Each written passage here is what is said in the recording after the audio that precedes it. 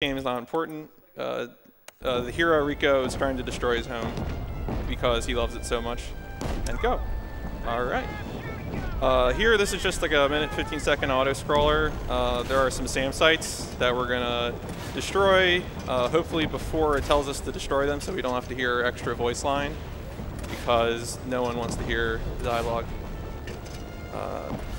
If you're curious, I'm the only one who speedruns this game right now. It's been like that way for about over a year.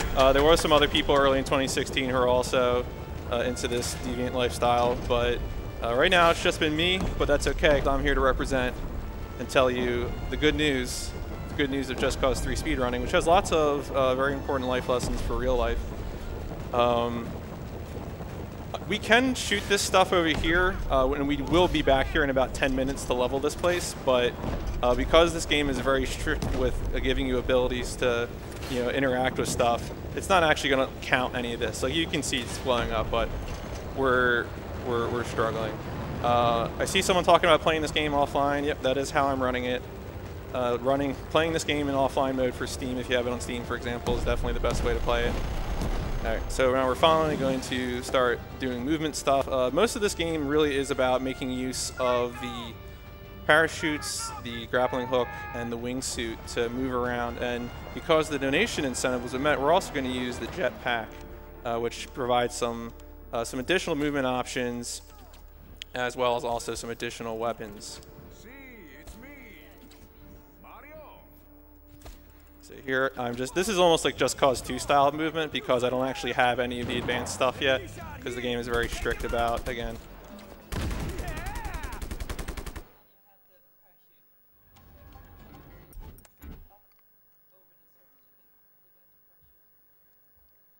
Here we're going to have the one normal driving sequence of the game. So if you're hoping for lots of drifting, this is it. You're going to get all your drifting right here. I don't recommend doing normal driving things in this game. The physics are kind of weird. Like if you have your car on the surface of the road, the driving physics are okay. It's just your kind of normal sandbox driving. But if you do anything where you leave the surface of the road, then your car just has no weight suddenly, and you're going to just fly. You'll see this when I'm shooting enemy cars, that they will. The moment I pop a tire, all bets are off and things just happen.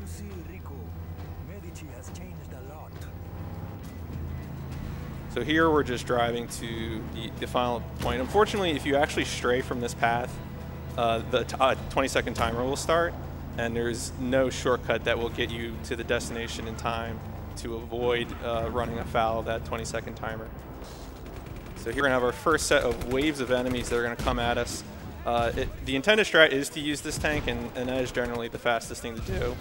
We'll have a random number of Jeeps come from the left side, and then we'll also have one each come from the right side. So again, it's important to destroy all the enemies, so for example, those guys there also do need to be defeated. So we got one more from the right here. Oh. Then we're going to have one more who sometimes slow rolls me right there. And then a motorcycle is going to come through there. Yep, okay, I got him through the tree. I found him. She's pinned down at the farm. A weird feature of this game, especially in later patches, is that sometimes cutscenes just don't load. You just kind of get stuck with this camera that doesn't know where to go. This is one of the places that it happens a lot. And then there's another one later that hopefully, we'll be lucky too. Welcome to helicopters. The fastest way to fly in a helicopter is to go like this, sort of down and to the side. Gives you about an extra 25% speed. This helicopter flight's pretty short, but we'll have some 2 longer flies later. To get to missions, and then one really long fly to clear a bunch of bases. Again, we're going to use sort of the intended minigun here to take care of waves of enemies that are going to come towards our position.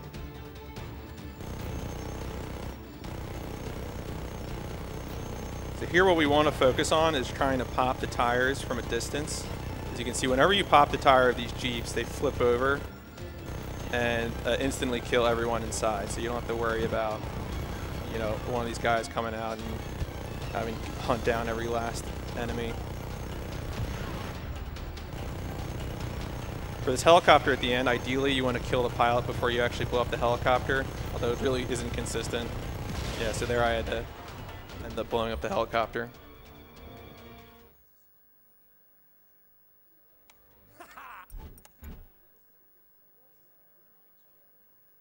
Alright, so that's finally the end of the first tutorial mission. Now we're going to do another second tutorial mission because we still haven't really gotten the upgraded tethers or the wingsuit yet, and so we're going to get those from the second mission here.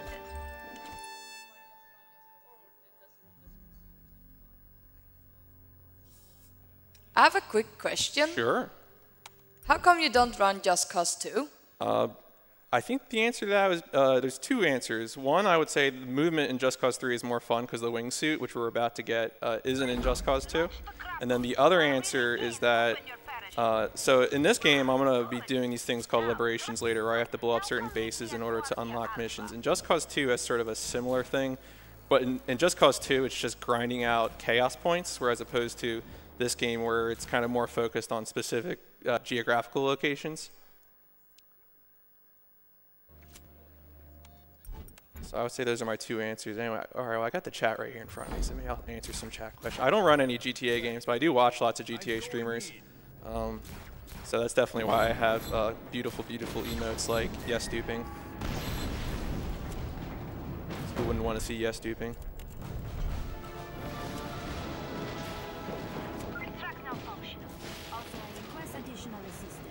Important, if you want to run this game, there are certain load screens where if you just mash buttons, the game will freak out and teleport you to places and you'll instantly fail a mission. That was one of those load times. I recommend not doing that. I was hoping it would be useful because teleporting sounds pretty useful, but it's not, unfortunately.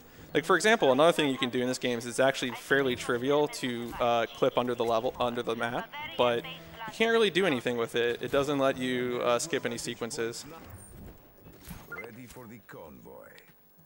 Yo, who hates this table? Yep, I hate that table. So we're stuck here waiting for a convoy to show up. Is Just Cause 3 best Just Cause? Yes. Yes, it is. Fiorello's military won't know what hit them. Alright, cool guys don't look at explosions. Important lesson. Hey, I recommend you make a deadly cool comic quip or wait. So we're waiting for Dima to finish this dialogue so we can hack the SAM site. Right now the game's giving us a tutorial about hacking SAM sites because we can, you know, go into an enemy base, hack the SAM site, and then the SAM site will start shooting enemy planes and helicopters. This is not actually useful because this takes forever. So now that there's going to be a squad of helicopters that come in, and this squad of helicopters is scripted to fly into those SAM sites. In fact, this squad of helicopters is so scripted that they forgot to add in any AI for the enemy getting upset that I'm hijacking one. So I'm just going to borrow one of these. The mission will advance once I destroy the remaining helicopters. And so now you can see Rico's dialogue starts up. And thank you for being test subject. Okay, bye-bye. I'm going to gingerly park this over here. It's always, you're going to see me several times in the run park helicopters sort of away from places. And the reason for that is because this game loves to despawn stuff. This is the only time in the run I have an opportunity to take out my rage on Mario. So I'm going to do that.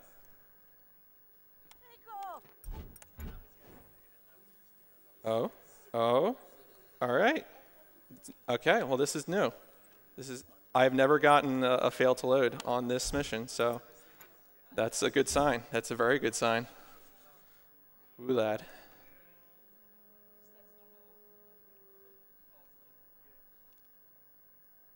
Yeah, no, that's an actual, genuine, never happened before. Yeah, I know. I love saying that. Okay, well, this is really, really cool because this means that that helicopter that I would have used to blow up the military base is now, you know, absent from my life. So we're going to just have to, I don't know, just schlub it pretty hard.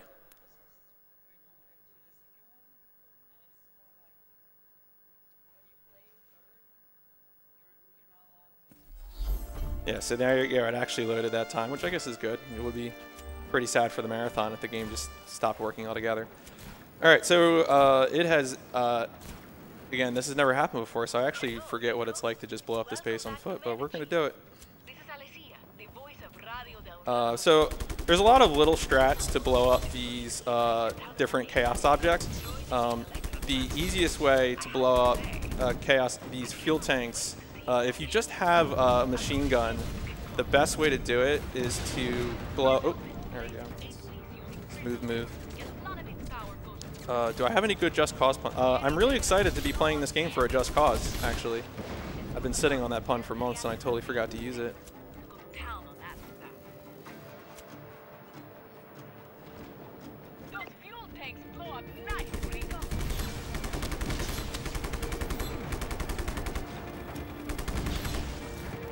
So a lot of these chaos objects are pretty easy to destroy them with just bullets. There are a few exceptions for certain objects, but for the most part, we're able to get by relying on just the bullets. And I'm going to save these rockets for a special set of structures. We also might get lucky here. Sometimes the game will spawn in additional helicopters, and that would probably help me salvage this right now.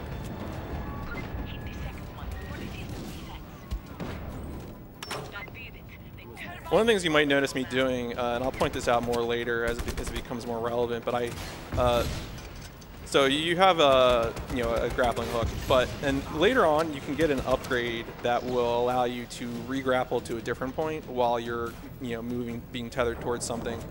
You don't really need that upgrade because the game allows you to cancel your grapples. And so canceling grapples allows you to enter a controlled fall state, and that controlled fall state is really useful because like if you need to interact with something on the ground, control falling will allow you to pretty much interact with it immediately without having to go through any sort of additional animation.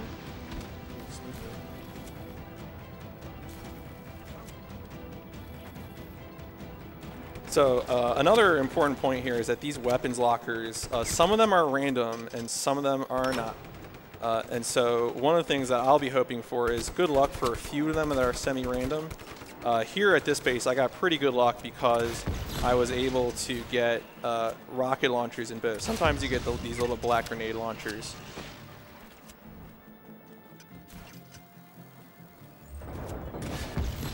So it looks like I made a slight mistake here, but that's actually okay because I need to go in this direction anyway. Since the backup strat here, there's a chance that you'll get your helicopter blown up, and so the backup strat is there's an additional helicopter I can pick up over here.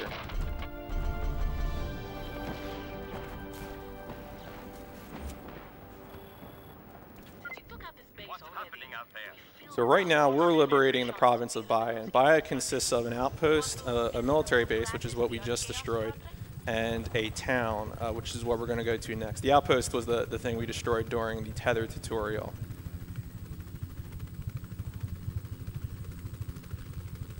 So we're going to fly over to the town over here and take care of that, and then that will allow us to continue doing more missions.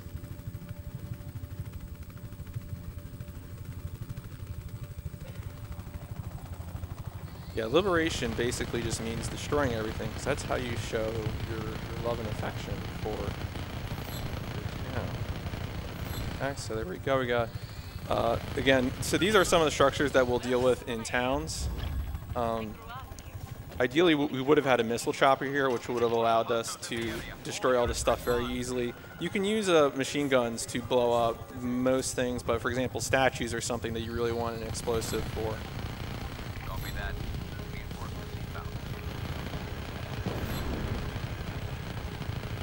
Police stations, beyond simply structures that had to be blown up, also require the player to just sort of cause like a general amount of chaos and havoc in them, in addition to a few other objectives. So here we have objectives that involve opening gates, and then also later on we'll do some objectives that require hacking jail cells. One important thing here is that I want to make sure to get ammo for my rocket launcher, since I'll need that in a second.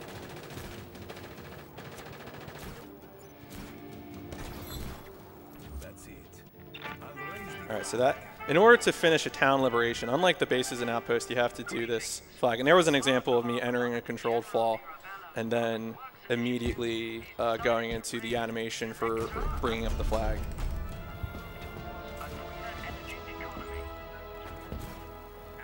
It's just some routine, controlled demolitions, nothing to be concerned with. In fact, some armed man just took away my cell phone. So the next mission we're going to do is the tutorial for the Rebel Drop in the game. Rebel Drop is just a little menu, a utility that allows you to summon items, equipment, stuff like that. We're not going to use it too much in the run. We might use it for the very, very end of the run, but in order to do this tutorial mission, the game wants us to go get a scooter and then drive the scooter. But driving scooters is really, really slow. And the motorcycle physics is notoriously even worse than the general car physics. Driving motorcycles is not fun at all. So we're going to do, we're going to take this helicopter and shortcut a little past having to drive this scooter.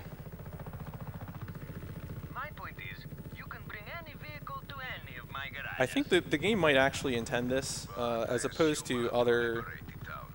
There's a strategy I'm going to use in the next mission that's similar to this, where the game clearly doesn't intend for it to happen. So there I made a little mistake because I was just too far up. I couldn't tether the thing, but yeah, here we go. So you want to tether it to be about 15 meters from it. If you tether it to be too close, there's a chance when you turn around here, you'll whip the scooter into the helicopter, and the scooter will blow up. So that's no fun. Then why am I doing this? I'm the equipment guy for the rebellion, Rico. I bring weapons and vehicles to the rebels all over Medici. But why do you need Hey, Tech, could I just get a little more game audio in my headset, please? You remember little Cecilia Crespo? The one with the I mean, not because I want to hear the dialogue, but This is her bike. Beauty, eh? She made fun of my hair. She said it was crispy, so we play a little prank on her, eh? so here what we're going to do is we're going to try and, there's a few ways to go through this. You could just slam it, because there's a checkpoint right here, so you could just slam the scooter in. I usually will just release it gingerly. There I can use a button to disconnect my tether. And the bonus to doing it this way is that you don't have to wait for the helicopter that we get at the end of this tutorial. Got them. I'm not sure how these help me. So here we're going to actually do the menu interface. We have to pick a rifle and a pistol, and we have to pick this helicopter. Yes, you're getting a chopper. So throw the beacon to a spot with enough space to take off and land. So yeah, we're not going to bother waiting for that because that would be slow. And now we're going to take a nice little gingerly helicopter fly to our next location. Anytime you need anything, just use the app. But we can only supply what you can find. So get cracking.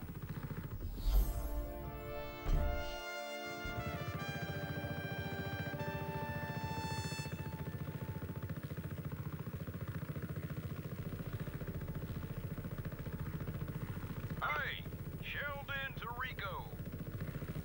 Ah, I should have figured you'd survive. What do you need? Thank you, Tech.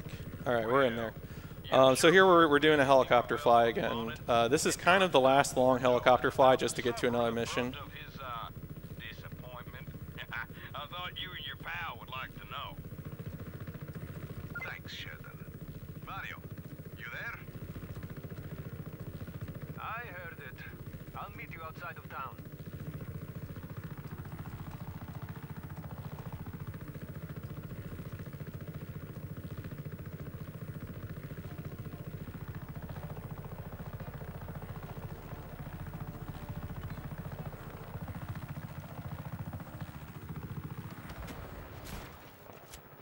All right, so this next mission is going to be our first true escort mission. Flying sideways is faster.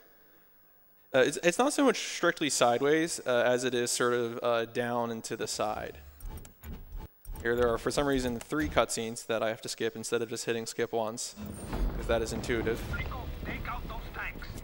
And then here we're going to use, it's very important, I have killed myself in this mission several times because there's actually, even though I selected the remote mines while I was in the air, there is still an opportunity, a window, to shoot with the weapon that was already out. And so it's actually very important to make sure that the remote mine stuff comes out. Sorry, Mario. There's a tight little shot here to blow up this cargo plane, and I have to hit all 3 shots.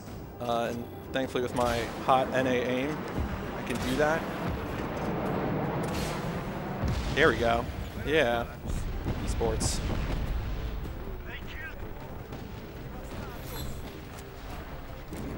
So we're going to pick up all these weapons, put this gate out. So blowing up that cargo plane skipped the whole wave of paratroopers that I don't want to deal with.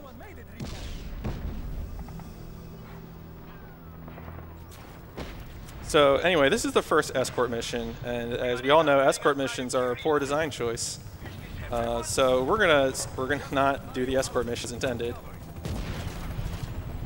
Target is fleeing. Engage. So we're gonna wait for the Jeep to come forward. Now this helicopter is like the weakest helicopter in the game in terms of its towing strength. So we have to be very careful not to, like, oh, okay, we're fine. This is fine. This is fine.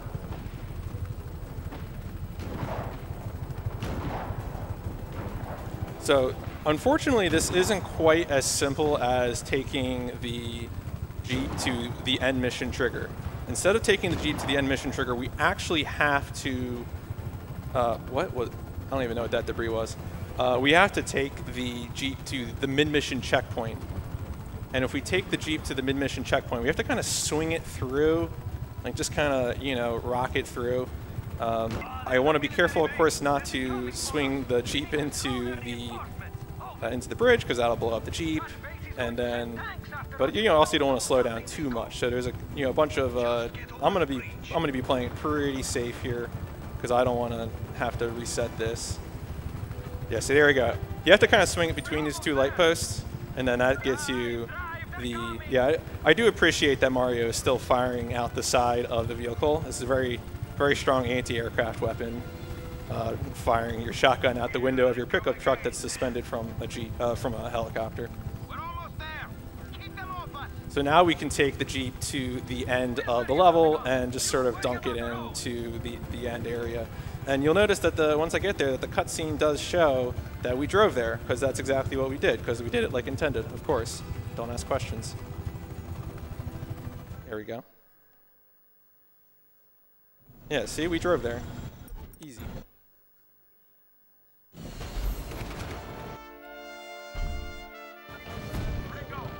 All right, so the helicopter that was chasing us is right there.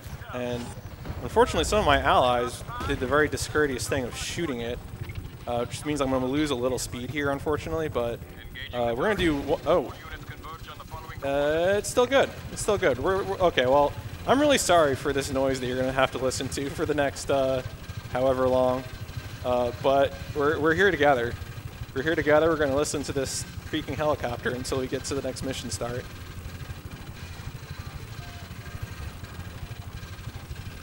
We've lost it. Get back to your posts.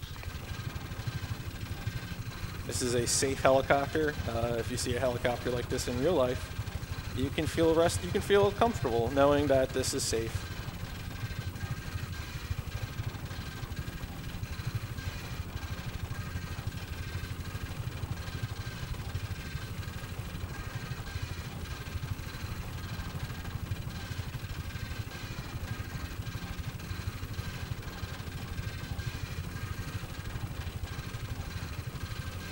So the place we're going to, so we're going to pass over this first rock here, and then we're going to something which I don't know if we have any Italian speakers here, but apparently just means like literally Cove of the Rebels, which I'm pretty sure it's pretty obvious from the name, even as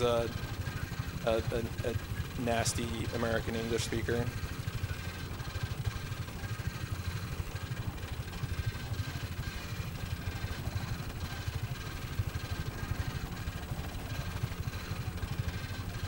You can see there I'm trying to kind of reset the speed boost when I do that sort of forward and to the side. Ideally here, we would have, if we had a full helicopter with no damage on it or with minimal damage, we would have been going like 200 kilometers per hour. But unfortunately, we lost about a good 40 to 60 there. I was trying to keep a straight fade in front of the sound and I couldn't do it.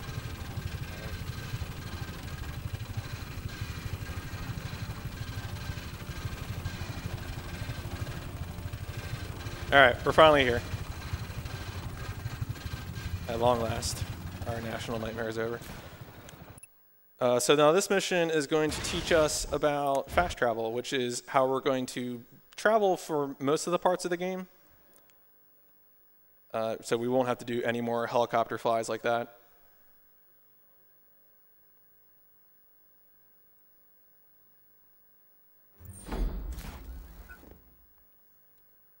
For whatever reason, the game makes us travel like 5 feet to start the next cutscene.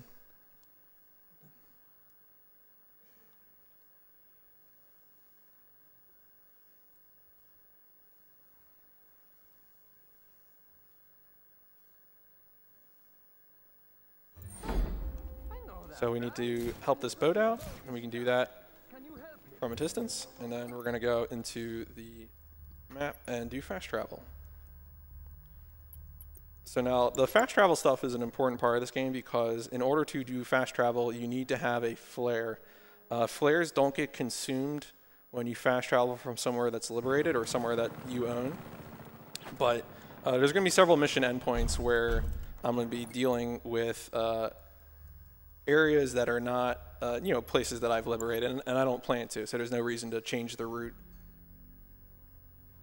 So here, we did meet the incentive for jetpack route, which is good because I discovered in the past few weeks preparing for this marathon that jetpack route is actually faster than traditional any %.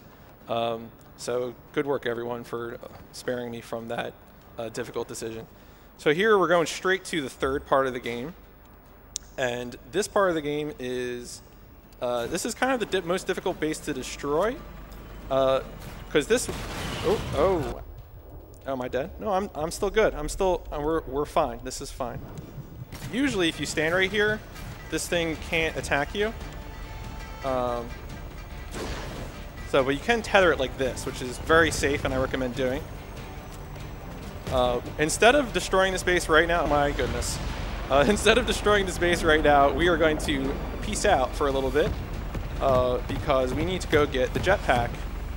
And the jetpack, in order to get the jetpack, you have to do the first mission of the Skyfortress DLC, which is going to be right down here. The reason I'm picking up this helicopter is because this helicopter is useful for doing the mission as well as also can take one of those shots.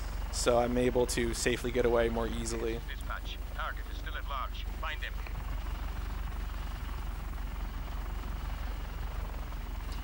Fortunately, I'm having really, really good helicopter luck here. So if you like smoking hot helicopters, I have another one.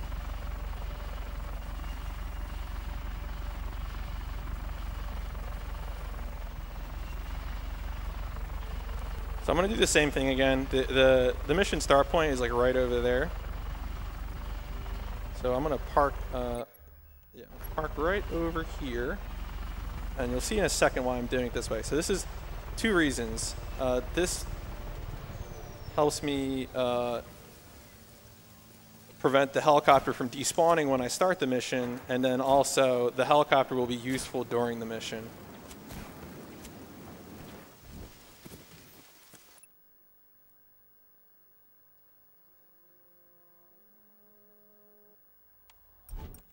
The DLC packs have these little like slideshow cutscenes instead of fully animated cutscenes.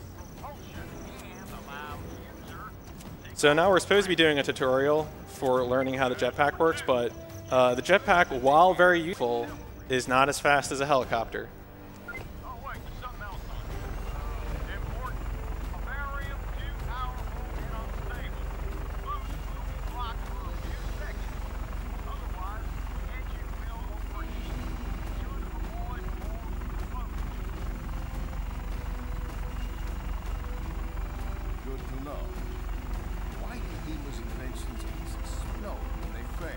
So right now we have to hold on for a second because the tutorial includes an air brake section, and I have to kind of watch it. There's a timer that starts if I get too far away from it, and I can leave this behind once it gets over the lake. I'll be able to safely leave this thing behind and proceed with the rest of the mission, because even though the timer will start, I will still be able to get to the destination before the timer runs out.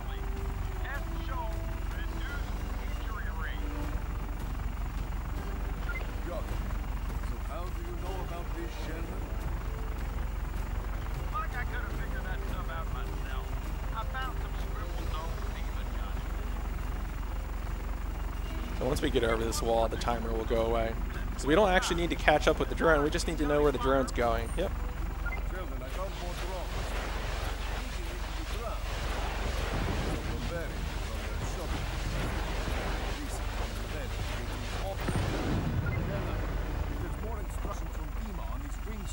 Now would be a good time to share it. Oh, wait! Look at this here. There's a hole on the back of the page. So one of the downsides of using this helicopter is that even though it's very fast and very durable, it is not very accurate. So now I have to wait just a little bit more because I have to wait for another drone to drop before I can leave this area.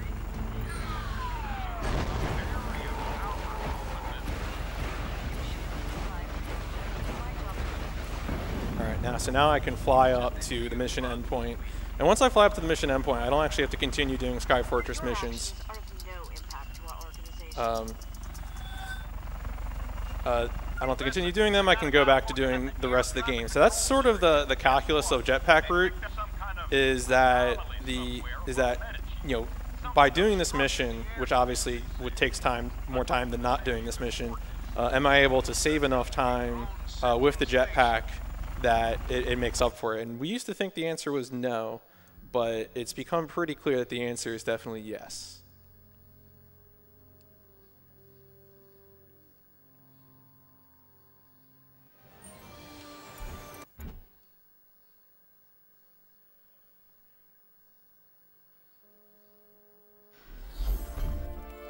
All right, so now we're going to, so this is a situation where we're going to consume a fast travel flame. We're going to go right back to that base that we were at before. Now we're actually going to destroy it this time.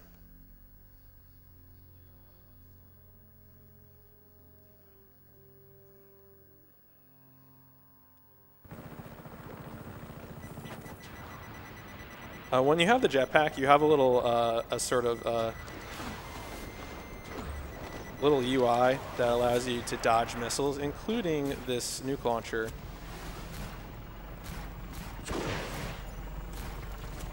Where is my friend? Oh, there's my friend.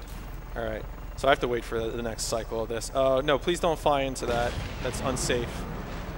Helicopter. Oh, no, no, no, no, no, no, no, no. What are you doing? Please. You can't. Please don't destroy yourself. Just cause AI. What are you doing? I need... this is very unsafe. All right, well, this is a problem.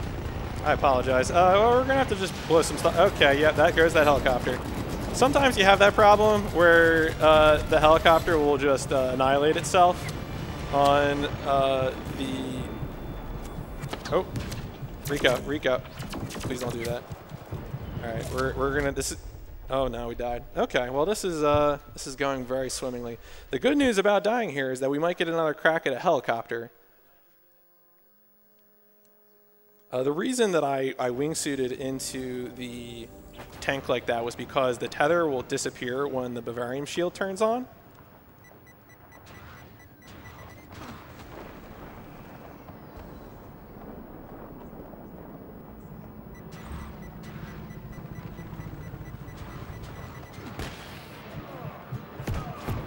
Oh, okay. No, still got me anyway. Okay, so, this is very, very bad. Ideally, what we would have wanted to do is to get a Bavarium helicopter and use the Bavarium helicopter to take apart the base piece by piece.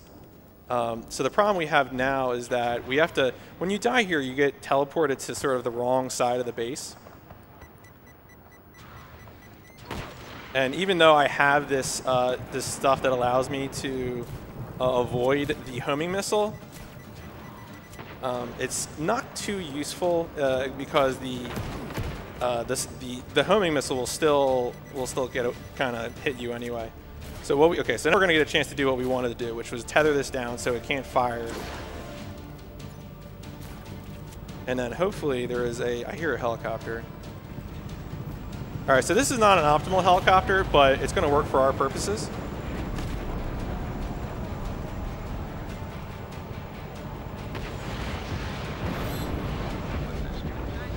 So now we're getting on to what we wanted to do, which was actually blow up everything.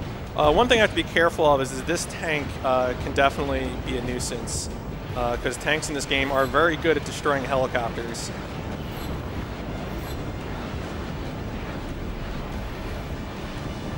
Yeah, big shout out to the enemy AI piloting this helicopter for not flying into a tower. I really appreciate it when they don't suicide into an easily observable building.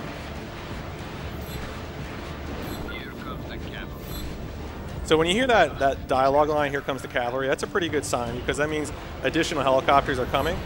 And so that will make it so that even if I lose this helicopter, I'll be able to just pick up another one right away. And vehicles in this game tend to be pretty disposable.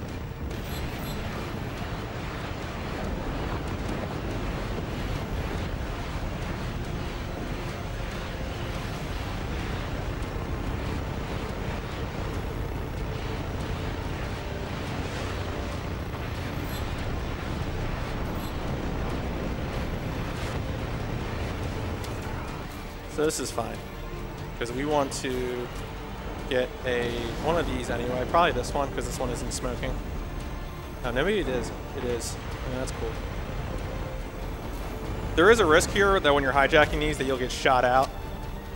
But these helicopters do have these invincibility shields, which the player can use, so that's very, very useful.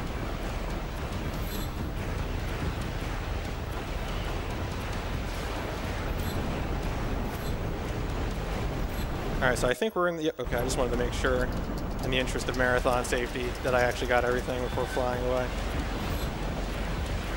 All right, so that really went very poorly, but we got out of there. One thing I have to be careful here is I don't want to pop out of my helicopter, because the same button for hitting those prompts is also the button for exiting your helicopter, and that would be awful.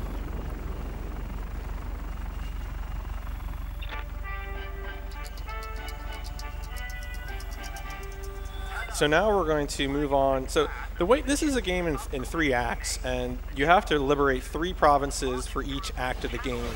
And what we're doing is, instead of doing each set of liberations sort of in line with when we would need to do them, we're doing them early. And so I'm actually doing the liberations for the 3rd part of the game right now to avoid having to do them later. Historically, one of the reasons that we do this is because this liberation is very annoying to do, and so if you need to keep resetting, it's easy. Well, I mean, still a half hour into the run, but it's not quite the worst thing in the world to have to reset on this part. All right, so this province consists of 2 outposts and a military base. The outposts are pretty easy to destroy. This military base is probably the most annoying thing that we have to destroy in the game. In order to blow up these excavators, you have to take out these sets of 4 nubs on each side, and then also this big steelwork in front here, and it will not blow up until you take care of all the pieces. So I think there I should have got it, and it doesn't even prompt you right away. It does a little animation, and then it says, okay, now we're blown up. So you can see, yeah, here it just took its sweet time letting me know whether I'd actually gotten everything.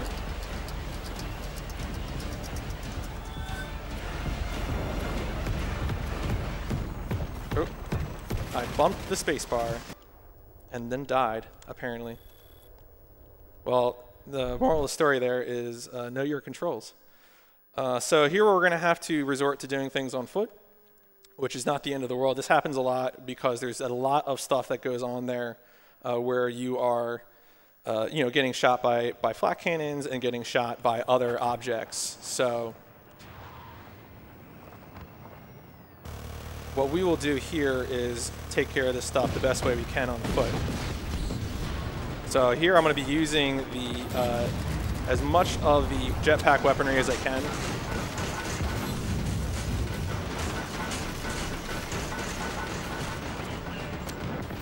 You have time for a quick donation?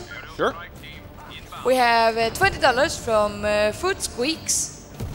Believe in the you that believes in yourself. Trilogy Hearts. It is late here, but the best of luck with all your helicopters and trains. Thank you. Yeah, especially need train luck. Trains are awful. Trains are no one's friend in this game. So here you are able to hit these with machine gun fire up close.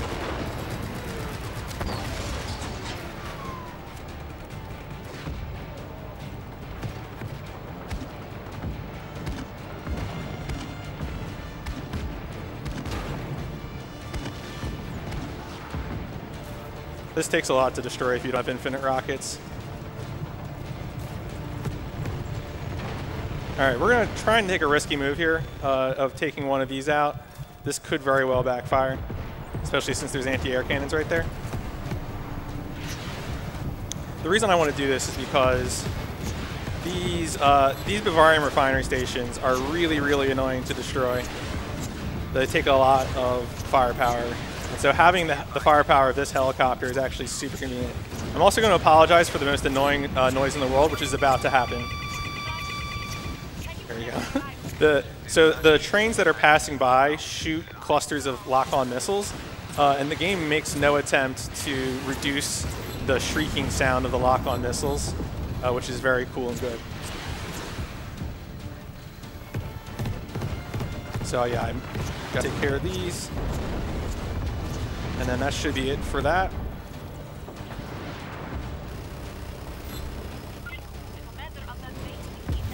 So here with the commander of the base showing up, we have an opportunity to redeem ourselves a little bit because we can hijack this guy's helicopter.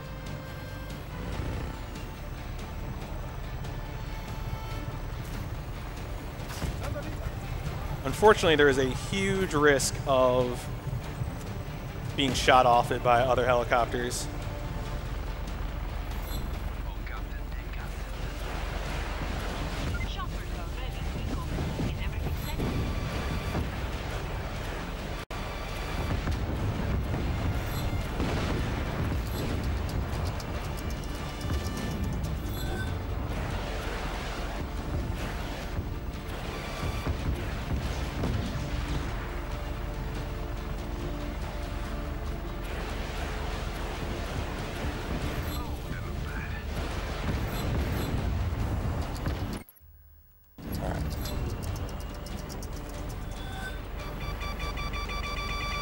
I just missed one over here, and then we're almost done with this base, which is, again, ideally, you would sort of expect to take enough damage from various helicopter fire and anti-air fire in this section that you would take the commander's helicopter.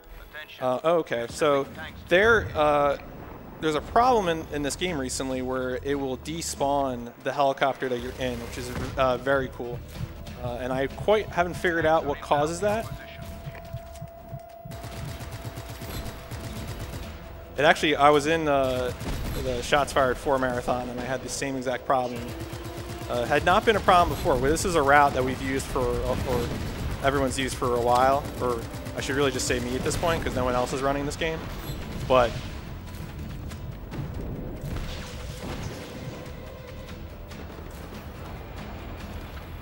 my hope now is that a helicopter is going to come along, and I'll be able to use that helicopter to go to additional areas of the game.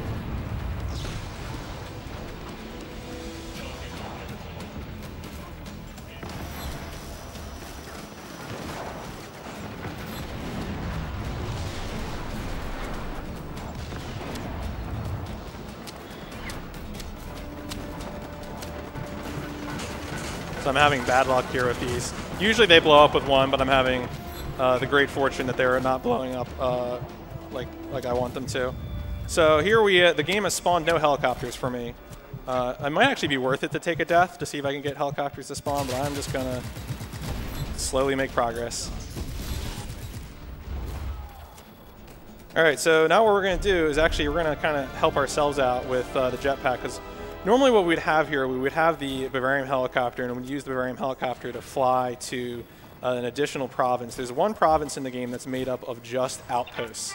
And so that's really useful because, as you can see from that whole military base ordeal, that military bases are really tedious to destroy. And so we want to, as much as possible, avoid having to deal with that. And so what we're going to do is we're going to fly over here. And then along the way, there are a few fixed spawn points as sort of a backup for situations where we don't get through with a helicopter. That's why I see I'm broadcasting from some sort of underground bunker. Well, carry on. Viva Medici!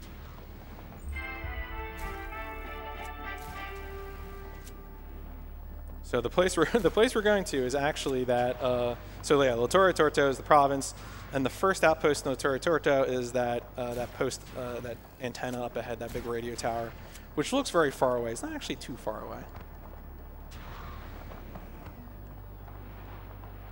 When you're wingsuiting, there's normally without the jetpack, you always want to stay close to the ground because tethering yourself forward is a good way to gain speed.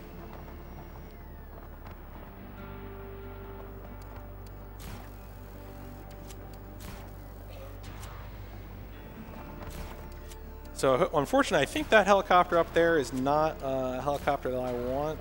Ideally, I want one that has missiles or rockets. And so that is just a helicopter that is, yeah, it doesn't even have any weapons. It's very useful. Reports of violence in the area. All units converge.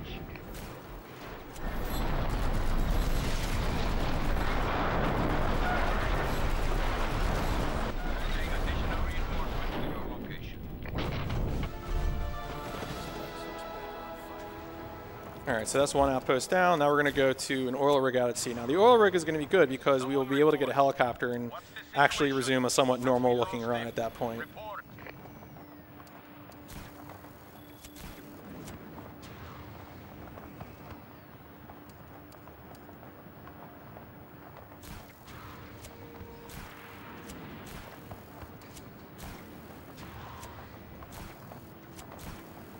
Also, this is how wingsuits work. If you've never used a wingsuit before, this is all very realistic.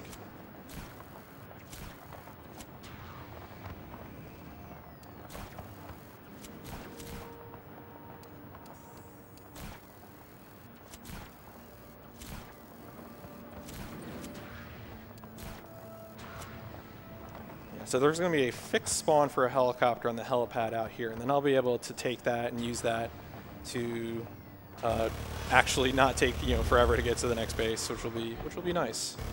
It'll be fast.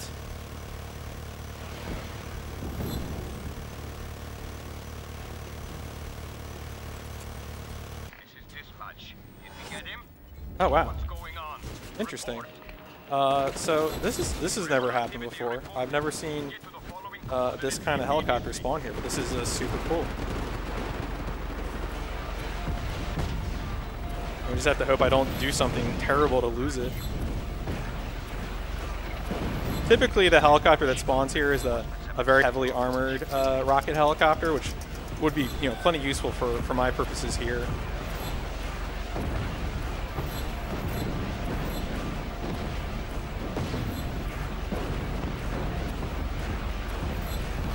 All right, there we go. We got that.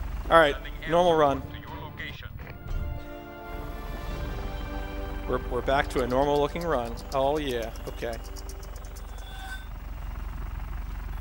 So again, this helicopter is good because it has the invincibility shield and because it's very fast. As you can see here, doing the sideways flying and ascending, going very, very, very, very fast.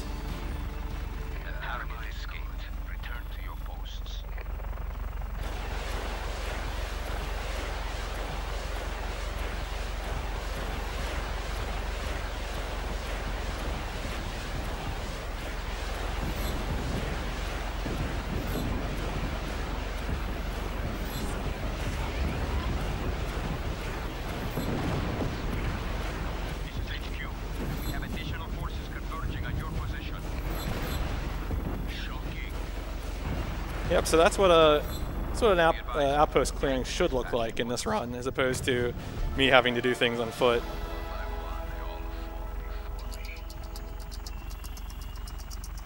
So at this point, we have one more outpost and another oil rig, and then at that point, we'll actually be done all of the liberations for the third part of the game. Now, of course, we won't get to the missions in the third part of the game until the last hour of the run, but once we get there, everything that we need to be liberated will have been liberated, because we did it now.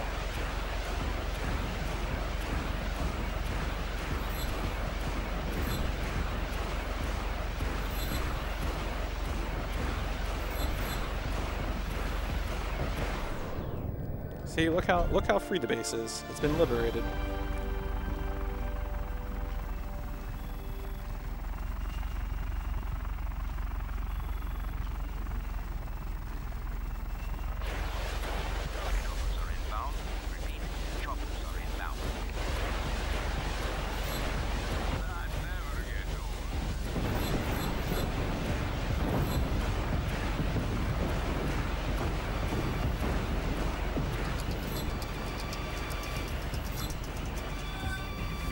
So the layout of this oil rig is very similar to the other one.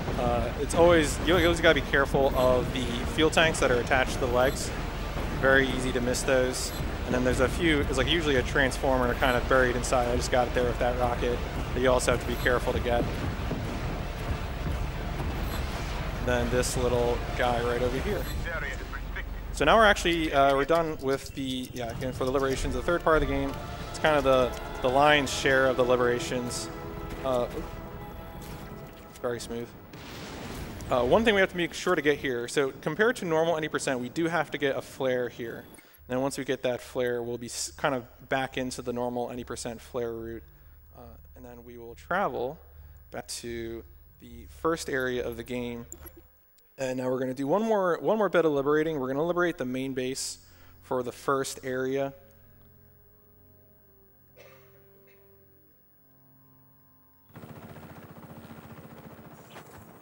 Yo, shout outs to the font background messing up there. So here, instead of a nuclear launcher, there are airstrikes that are going to try and destroy us. But actually, the airstrikes are very slow. They will rarely ever hit the player as long as they're moving just sort of at a constant speed like this. And often, the airstrikes will actually hit stuff below me and help me out by, you know, saving me the trouble of having to blow up structures in this base myself.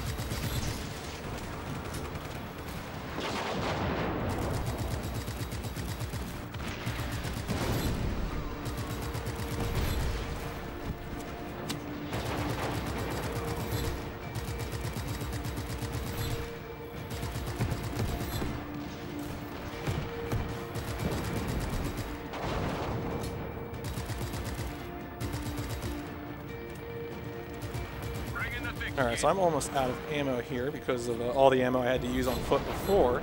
Although the game did just do me the favor of blowing up a lot of that stuff, so shout-outs to the game for helping me out.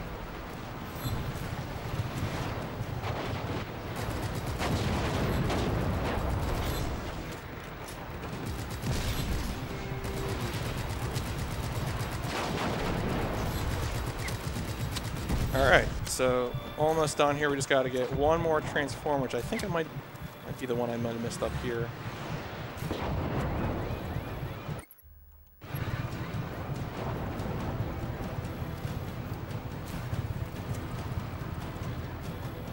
Oh, yeah, okay, there we go. The one tucked under the tower. All right, so now we are going to move on to actually doing missions again after about probably more than a half hour of doing liberations.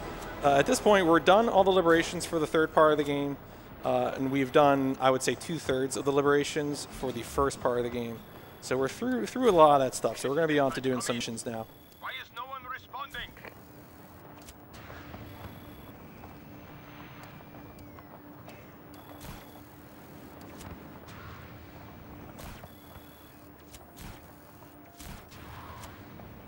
Although this mission is actually one of my least favorites right now, because I think if you remember earlier in the run, I had a bit at the end of the second mission where like I said, end of mission trigger didn't load after a cutscene, And this is actually the mission in which that happens most frequently. And it happens at a really annoying spot too. Like, I didn't necessarily lose too much time when it happened in the second mission. But the place that it happens in here can be very annoying. So we're supposed to go look for a particular gadget doohickey widget in this military base, but we don't need to look for it because it always spawns in the same place. It's always in this crate right here. So we just open it up. Using our normal opening up method, we get chopped in half by this door. All very safe.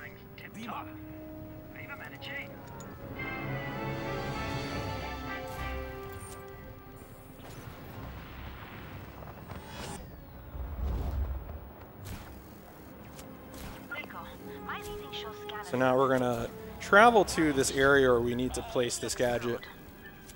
And there is a chance that we'll accumulate 3 stars of heat on, you know, wanted level. And ideally, in normal any percent, I had a pretty consistent setup for avoiding those 3 stars of heat, and it's a lot less consistent with this route. I need that scanner, amigo. Whoever controls Bavarium controls Medici. And you know, with that scanner, I bet I could even convince the agency to give more help to the rebels. So ideally, what you want to do here is fly high up above the end game checkpoint until you get it. So like right here, I'm going to get it. And ideally, in normal 90%, you wouldn't get the 3 stars of heat there. Unfortunately, here I do get him, which is pretty annoying. So I just put my face into that grate as hard as I can.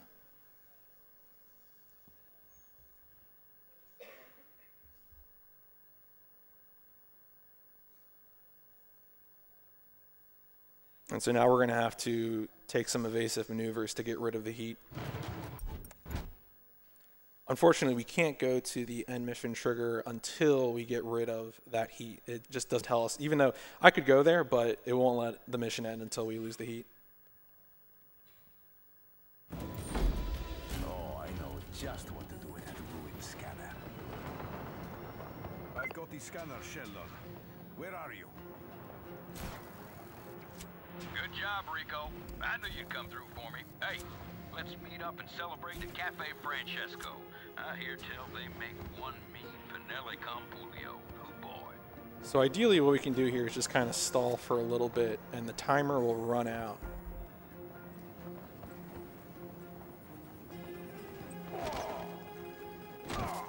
That's sort of intentional. I'm just hoping we can not be seen. Because if you go too close to the road, there are soldiers on the road who will see you. So there we go. We're fine.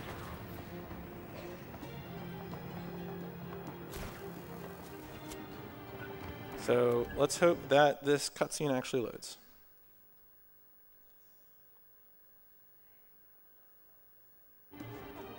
Oh. Yo, shout outs to the thing I didn't want to happen happening. Alright, well, guess what guys, you get to see that again.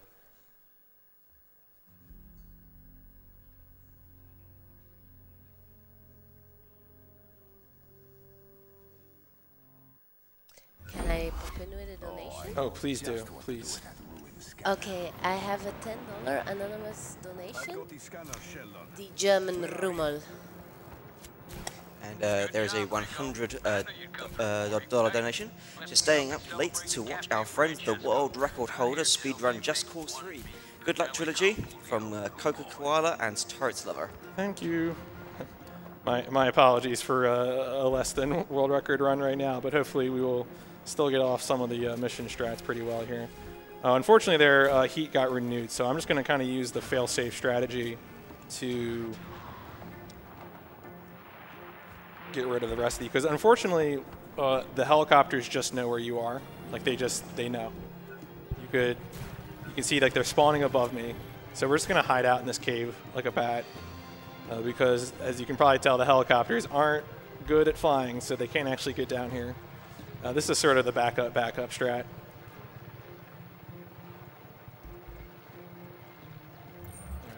So anyway, now that they got bored, and yeah, see, it knew exactly where I was.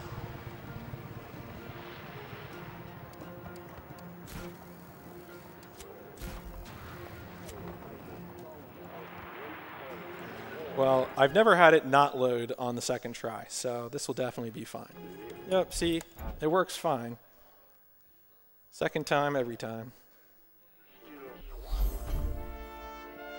Alright, well I know you're all missing Liberations, so we're actually going to do the rest of the Liberations for the first part of the game right now. Enrico, you're going to like this. What now, Mario? One of the Ravelo scientists may be defecting. Ah, good news. Finally. Meet me in Lantuina. And so in order to, so there's actually, it's always been my route to do Lavanda here as the province. Alternately, you could do the Northeast province, which I think is called La Plagia. If you want to, if you're watching and you want to speedrun this game, please feel free to route that. Let me know how it works. Because it still seems like it would be slower to me because there's a very big town in that province, which would make it very difficult to actually do the liberating. It's always a town, whenever I've played casually, I've always had trouble liberating. So I'd rather deal with this military base than deal with that. Unfortunately, we got really bad RNG here. We got a grenade launcher here. Ordinarily, most of the time, a rocket launcher spawns there. And then rocket launcher is the best way to destroy these. But we didn't get that, so we just got to do it the slow and reliable way.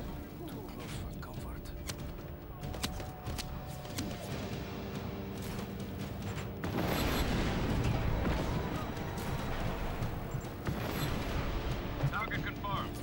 Sending Marine units.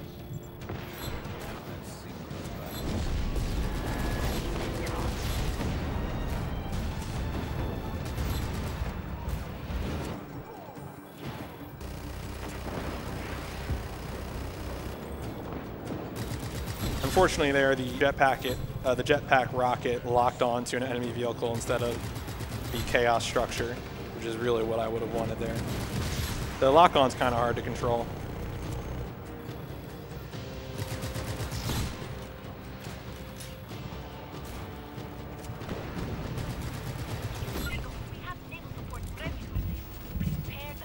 Oh, that's not what I wanted. All right, so it's giving me every weapon except the one I want.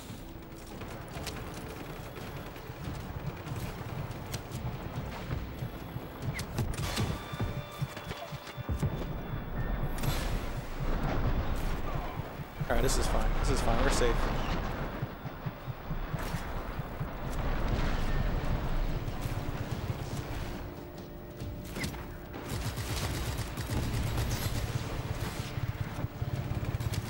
So the reason I'm not using a helicopter for this base is because there is a very, very high concentration of anti-air weaponry, and so it's much more consistent and really not that much slower to just do it on foot.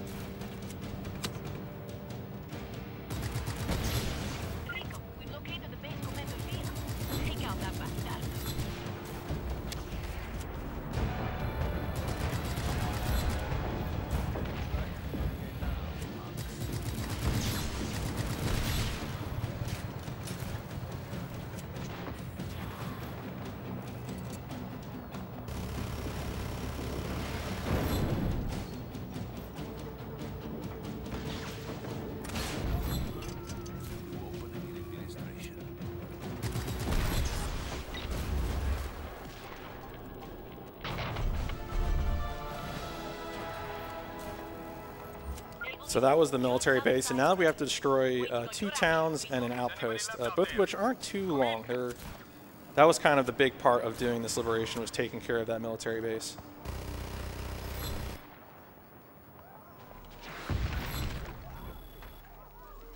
And so one of the uses of having the jetpack is that it allows me to sort of worry much less about ammo.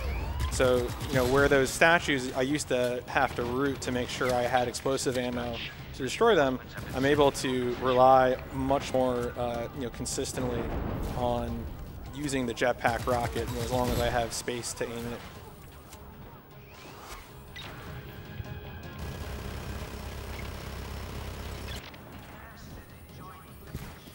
More forces en route to your position. Eliminate that target now.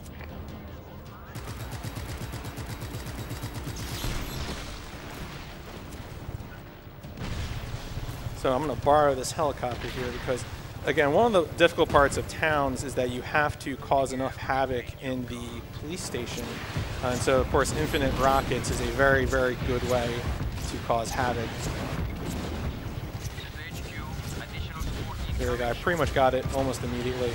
The one other thing I have to do is some towns require me to destroy a moving propaganda van. So I have to find the van, which is on a set route kind of around the periphery. There it is. That takes care of that. And now what I'm going to do is, oh, maybe not. I'm going to try and park this, but it's probably going to get blown up.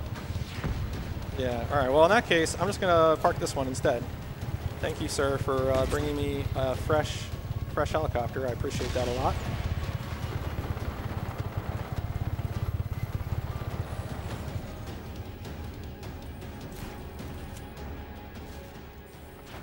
So, unfortunately, I can't do everything in here from the helicopter. I still have to pull up these gates, and then I also have to do the hacking here. One of the risks of hacking is that I have to hope I don't get shot, and the troops in this do have some pretty heavy stormtrooper aim, so oftentimes I am able to just get away with things, although I will still occasionally have to take care of business. Is that it? Okay, no one's in that tank. We're fine. This is fine.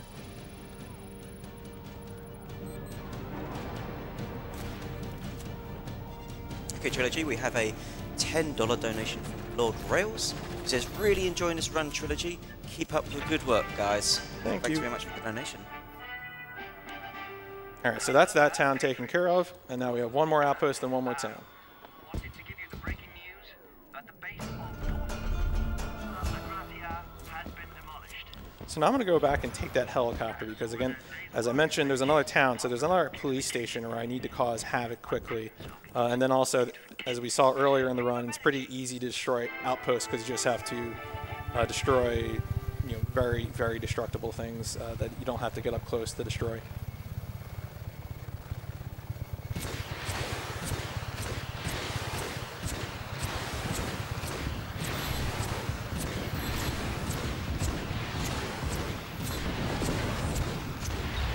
There we go. That's good. Another base liberated. Hooray, freedom.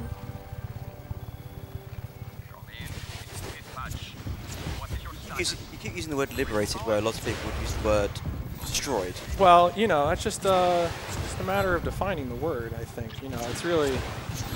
Think of all things they don't have to worry about anymore. You don't have to worry about audio setup, right? The speakers are gone. They're free. Very true. It's a good thing our audio setup is particularly liberated here.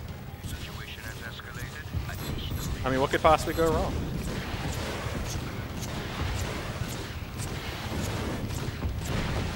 So again here, I'm just sort of looking for things to blow up. The Havoc bar gets moved by destroying enemies and destroying structures and generally causing explosions. So it's actually enough to just destroy explosive barrels, for example.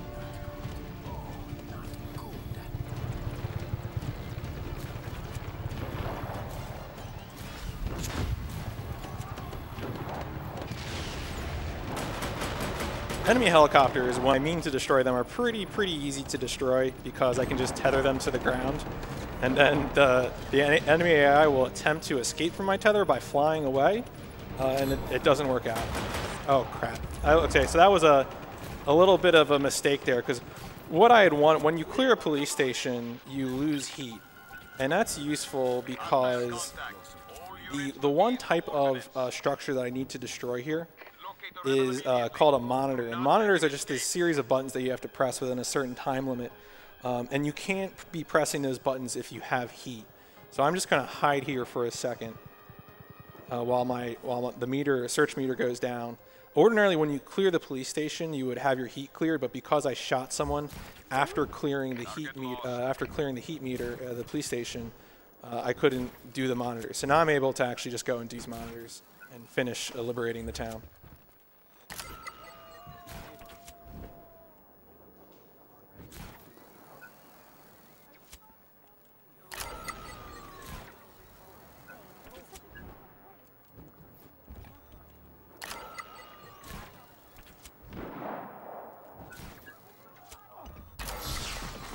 So there we go. That is all the liberations for the first part of the game. So now we can actually, we're going to finish up all the missions for the first part of the game and move straight into the missions for the second part of the game.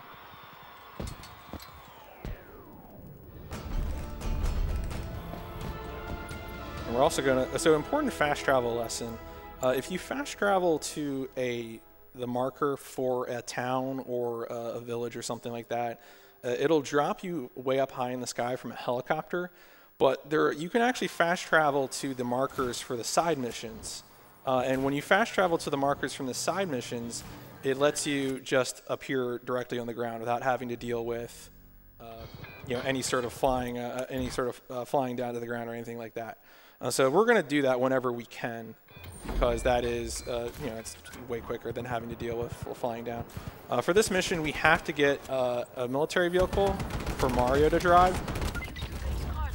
This is the best one to get. I have actually played around with other ones, and if you bring Mario a military helicopter, they recorded a line of voice dialogue where he'll complain about not wanting to fly, which was very upsetting to me because I was hoping that I could somehow avoid this mission being so tedious. So we actually have now reached our second escort mission. The designers of this game decided that it wasn't good enough to just escort a car by itself. And now they want you to escort a Jeep and a helicopter at the same time. Thankfully, we do have a skip for this. I'm going to give a big shout out to PowdyNet, who's a sort of a GTA code monkey who helped me out here, pointed this skip out to me, which really saves like 2 minutes, which is very, very good.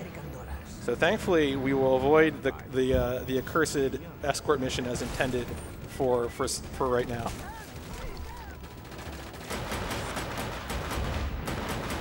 Let's hit them with my freedom revolvers.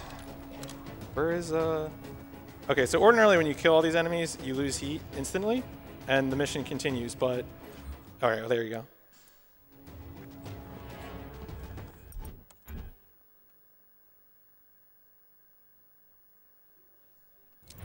So instead of escorting these, you might remember from earlier in the game, when you get too far away from things you're supposed to be following, the game hits you with this 20-second timer.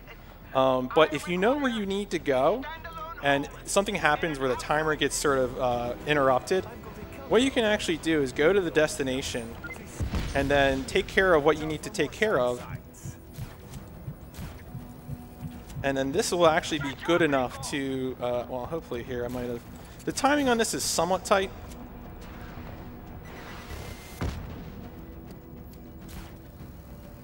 So I'm just going to play it safe here rather than trying to style on this.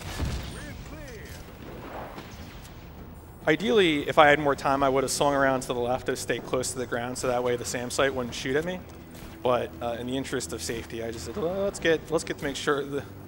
make sure that we can end that timer and that we don't have to restart any part of this mission.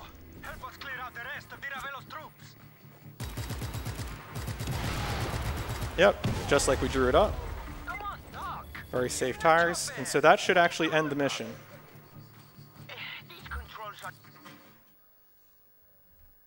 So that avoids having to do this very long escort mission where you're guiding a Jeep and a helicopter through the area, which is really, really cool because no one will want to do that. All right, so now we're going to consume a fast travel flare to go to the first super weapon disable mission. As I mentioned earlier, this is sort of a game in 3 acts, and so there is a super weapon disable mission in every section of the game. Usually it involves having to do some swimming, and then you blow up some generators. Shout outs to Ragdoll State, my favorite state to enter into the game.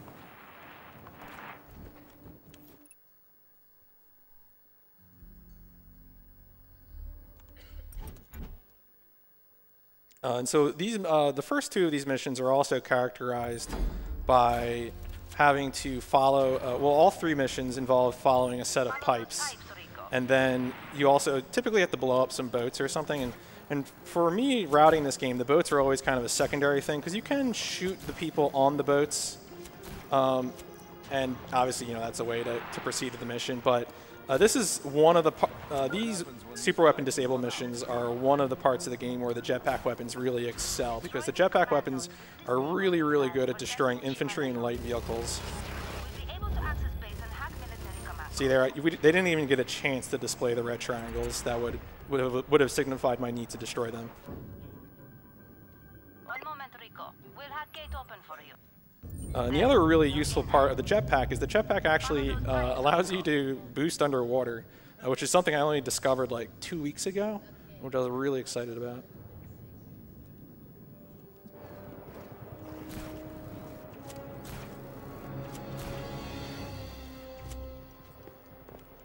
All right, so we're gonna keep this weapon. This is not super optimal. I might have to blow up one of the generators with a planted explosive, but that's fine. Here we go. Actually, I can probably just...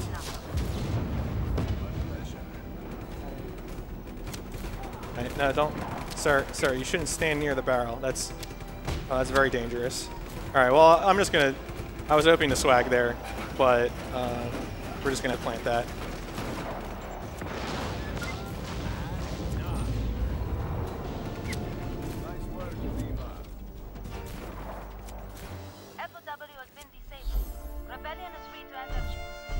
Alright, so now we're going to enter into the first war mission. The war missions are characterized by having a part of the mission being dedicated to moving this bar back and forth.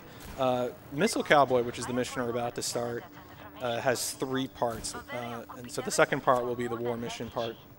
We need to meet. Now. Appears the Ravello has working Bavarian missile. So I hope the missile code Zeno provides. the mission start will be here sometime soon. Here we go.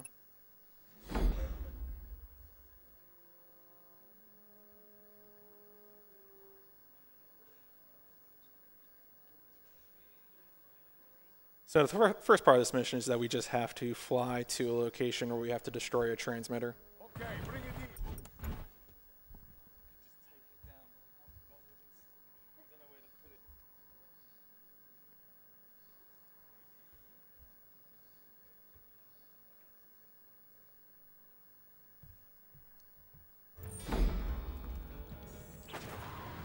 Shout outs to load times. So yeah, so we just have to go over to this location, do a little hacking.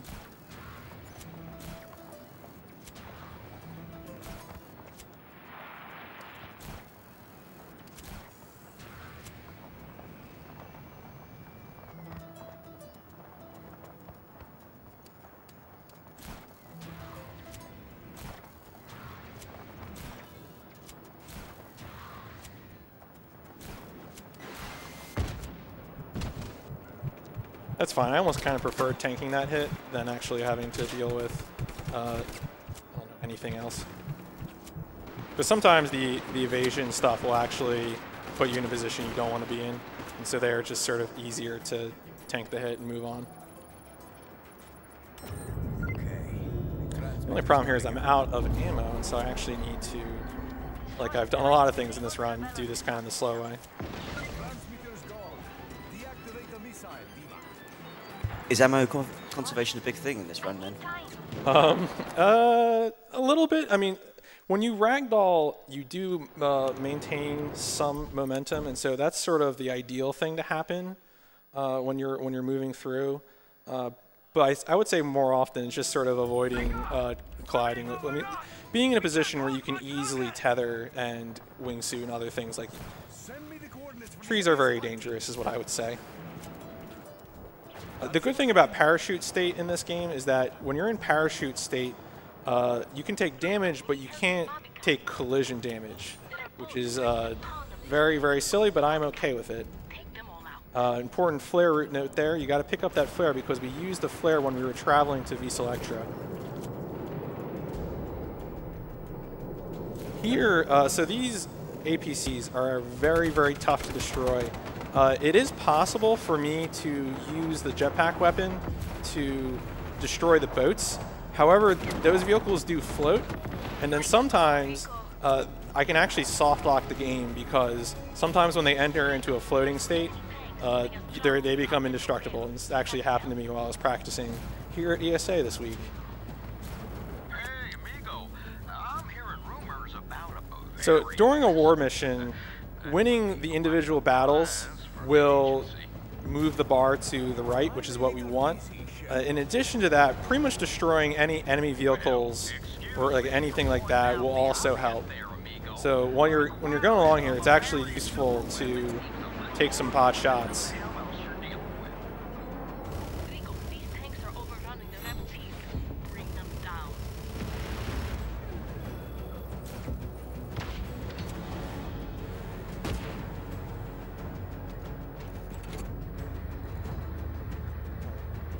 Well, this was parked in an interesting place. Okay. The tank controls are as good as all the other vehicle controls in this game.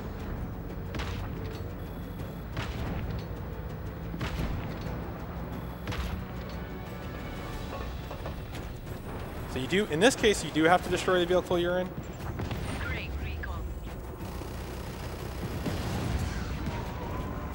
So now what we're going to look for is, instead of going to the next mission endpoint, we're actually going to just try and destroy enough to trigger the end of the mission.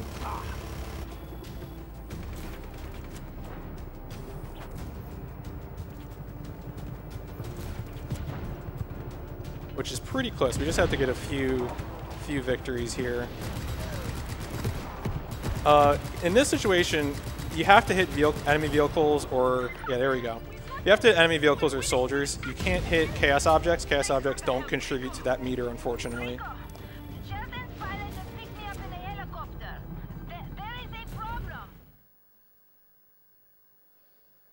And then for the final part of this mission, it's just a very scripted sequence where we have to grapple to a missile and change the trajectory of the missile.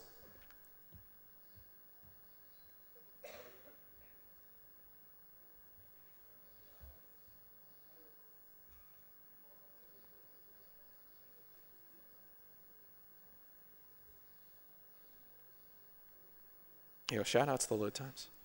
Time for heroic gesture? Ah, but heroic gestures are my specialty.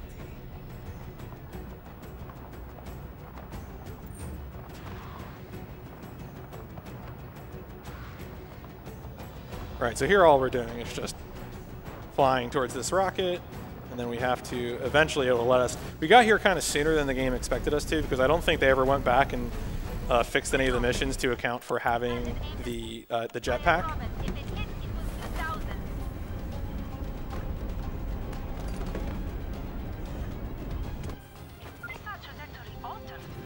The game forces me to get into a parachute there, which is a weird input. I don't know why it forces you to do that. Rico, you're amazing! We're going to need to celebrate! No. And now it's time for my favorite mission in the game, and by favorite I mean least favorite. You might, if you've played Just Cause 1, you might remember a mission where you have to drive a truck around that is full of barrels. The barrels in that game, they were square crate. They're crates that didn't really move around too much. In this game, they have the same mission, but the mission has barrels, and the barrels pop out very, very easily. So unfortunately, there isn't any easy workaround to avoid having to deal with driving the intended route.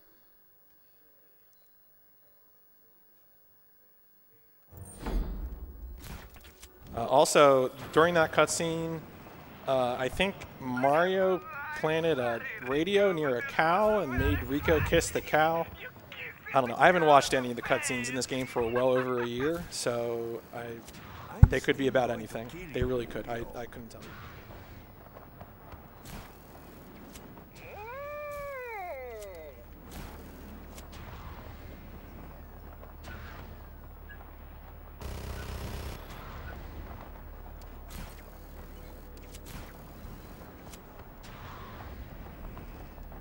Yep, so there's the red truck that we're going to drive here.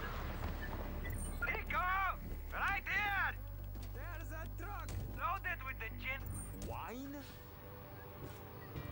Yeah, you can see the barrels are already moving around. It's great. So yeah, and I have tried things like tethering the barrels to the the bed of the truck and stuff like that. And really, as soon as the barrels clear the lip of the guide rails, that's it. Like, you failed. It's over. So we're just gonna try and drive the intended road here as quickly as possible.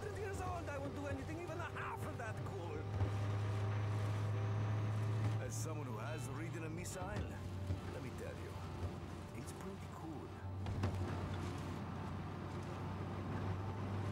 This is great. Primo stuff. The general, he knows his vintages. It's even in wooden barrels and not oil drums. Yeah, for whatever reason, I guess after I liberated the first part of completed all the missions, apparently the townspeople got really, really happy. You see I just lost 2 barrels there.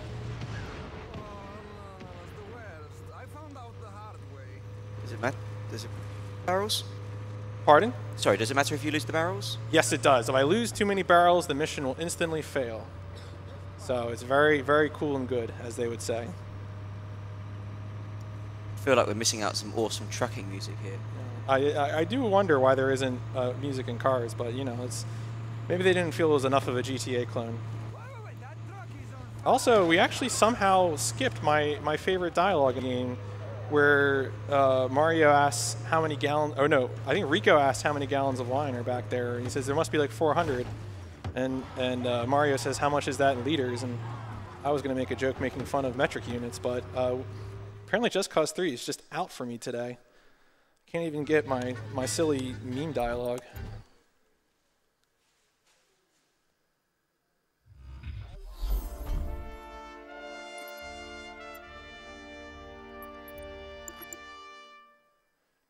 All right, so that was the first mission of the second part of the game.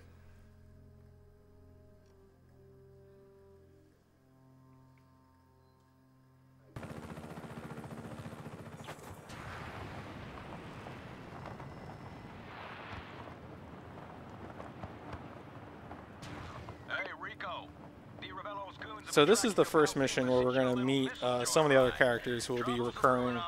But first we're just going to do a pretty typical sequence where we blow up some boats with a helicopter. Again, this is a good place to pick up the flare that we just consumed traveling from the endpoint of that last mission.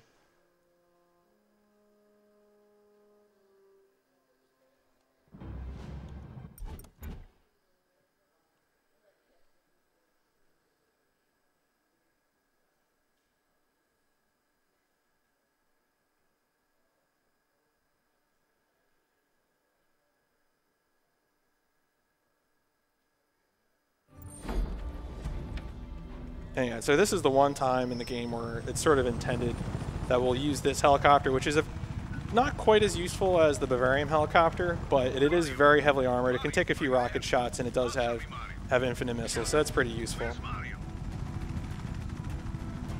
would assume he's wherever those reinforcements are going. If he gets hurt, you take the blame, Sheldon.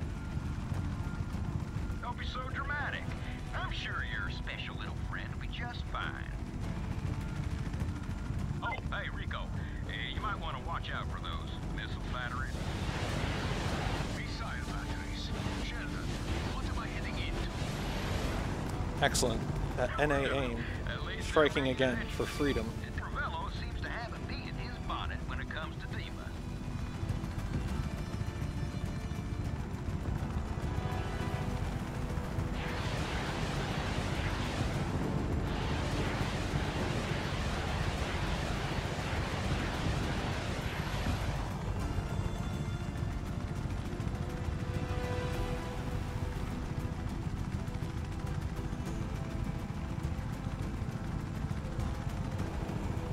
So here, after we destroy the third boat, it'll prompt us to go over to where Mario is and destroy some units that are pestering him.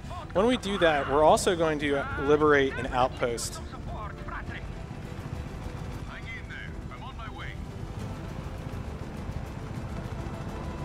So yeah, there's 3 boats there and then some helicopters, but we're going to deal with these boats right now just because they present a threat, but rather than dealing with the helicopters right away, we do need to destroy this outpost. It's a part of a province that we're going to liberate in the second, the liberations for the second part of the game.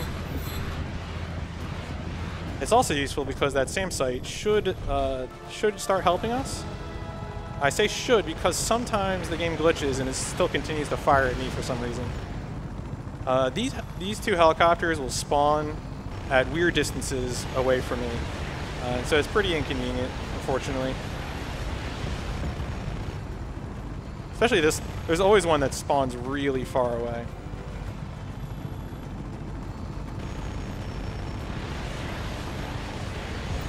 So rather than have that helicopter turn around, we're just going to use the jetpack to do a little quicker turn and get back to the boat.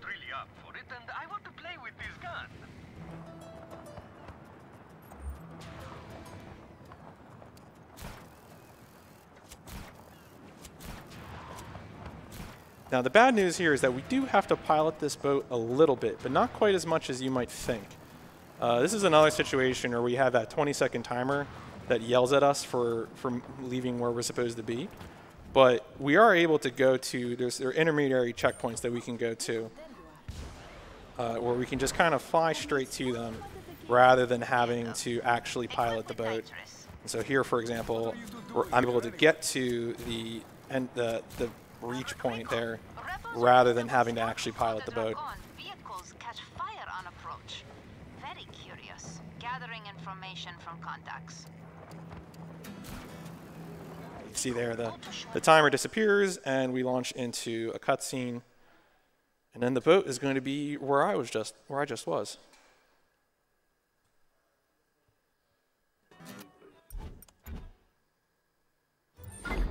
Inconvenient. So unfortunately, we still have to get in the boat in order to start the next sequence, but then I can do the same thing.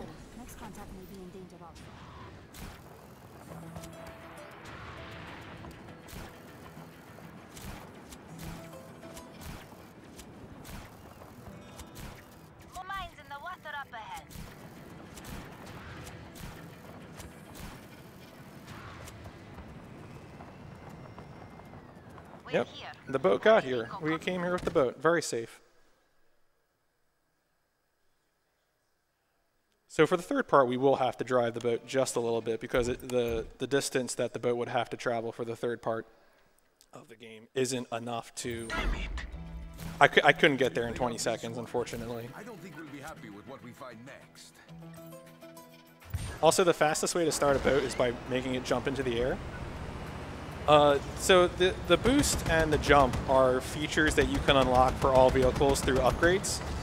Of course, we're not doing side missions in this game, so we're not going to see any of those upgrades. But, I mean, they're fun.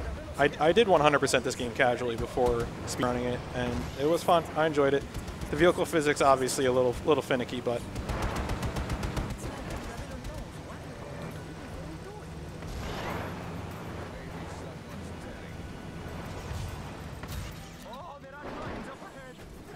Oh no, I messed up. I messed up. So my mistake there was, of course, that I wingsuited when I was too close to the water. I should have parachuted there first to gain height. See that? Smoke. I say a little finicky in regards to the vehicles, but the motorcycles, don't pilot the motorcycles. Don't drive the motorcycles. Don't acknowledge the motorcycles.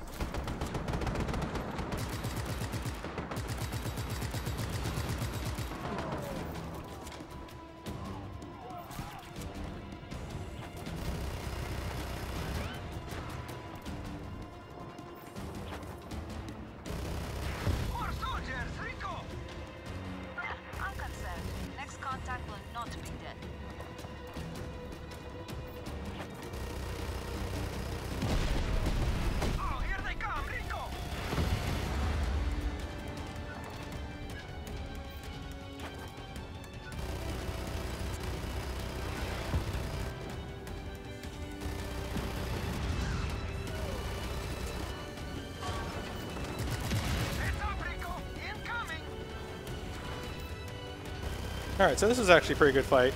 Just had to clear these waves of enemies. And yes, one of the surprising things about the jetpack weapons is that they are actually very good at destroying large vehicles. So for example, there, a little concentrated fire with the jetpack and one rocket is enough to destroy a battleship, and the same also applies to the cargo planes. I don't think I've had a cause or a just cause to demonstrate that yet, but we will definitely get to that later when we clear a few of the missions that involve waves of enemies. Shout outs to this really long road time. Trilogy, can I ask you a question? Sure. Would you love to travel like your character does? I mean, it does seem like it would be very cool, but I also worry that that I would hurt myself. It seems very dangerous. It looked really cool. I would love to do it. Yeah. Jumping and around, and Right? flying around. If I was able to instantly break my falling to the earth just by grappling onto something, that'd be pretty sweet. There's like no gravity. That would be better. Well, there can be gravity for everyone else, the people who are trying to stop me because I have awesome movement. I'm sure the law would come after me. I don't think the law would be happy with me having incredible gravity-defying movement. I think the law of the conservation of momentum would come after you. That law would also come after me. That's very true. Man, imagine the police trying to preserve that law. Do you think there's like a secret police maybe that would come out and get me? There probably is, right? You know, the physics police? I'm afraid I can't answer that question. You can't actually tell me? I respect that.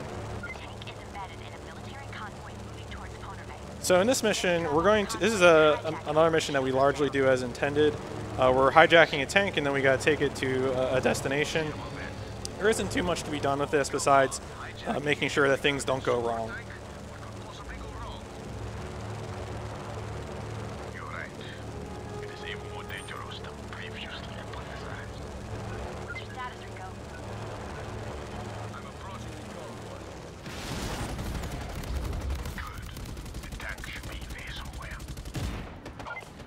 Alright, so there we go, we got our tank. And now we're just gonna, oh, peace out.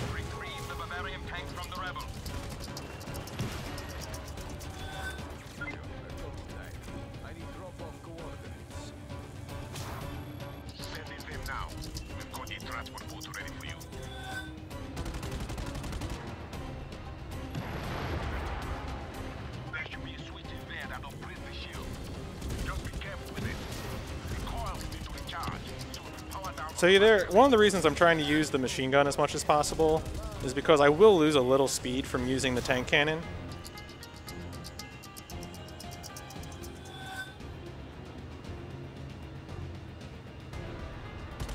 So as much as possible I want to pop tires. It's always the easiest way to destroy enemy vehicles.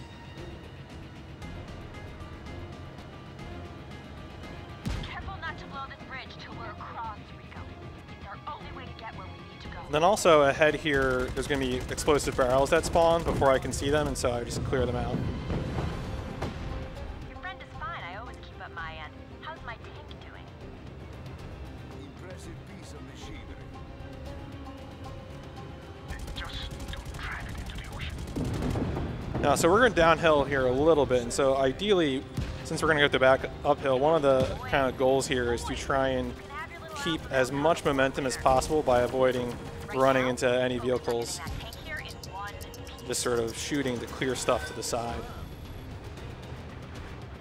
You know, not every argument between men has to do with establishing dominance, Annika. In fact, so lately I've been getting cursed by ghost jeeps, and you can see there's a ghost jeep right there. And I don't know why it haunts me. I really wish it would go away. It's very spooky, and I don't appreciate it.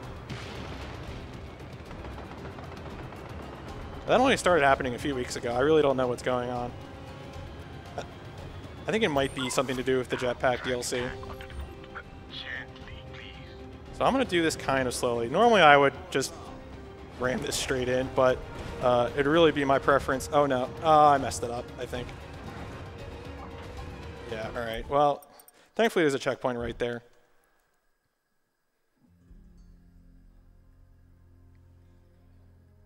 I'd had pretty good luck with that for a long, long time, and then recently, I think maybe again because of patches or the DLC, it just hasn't been working as well.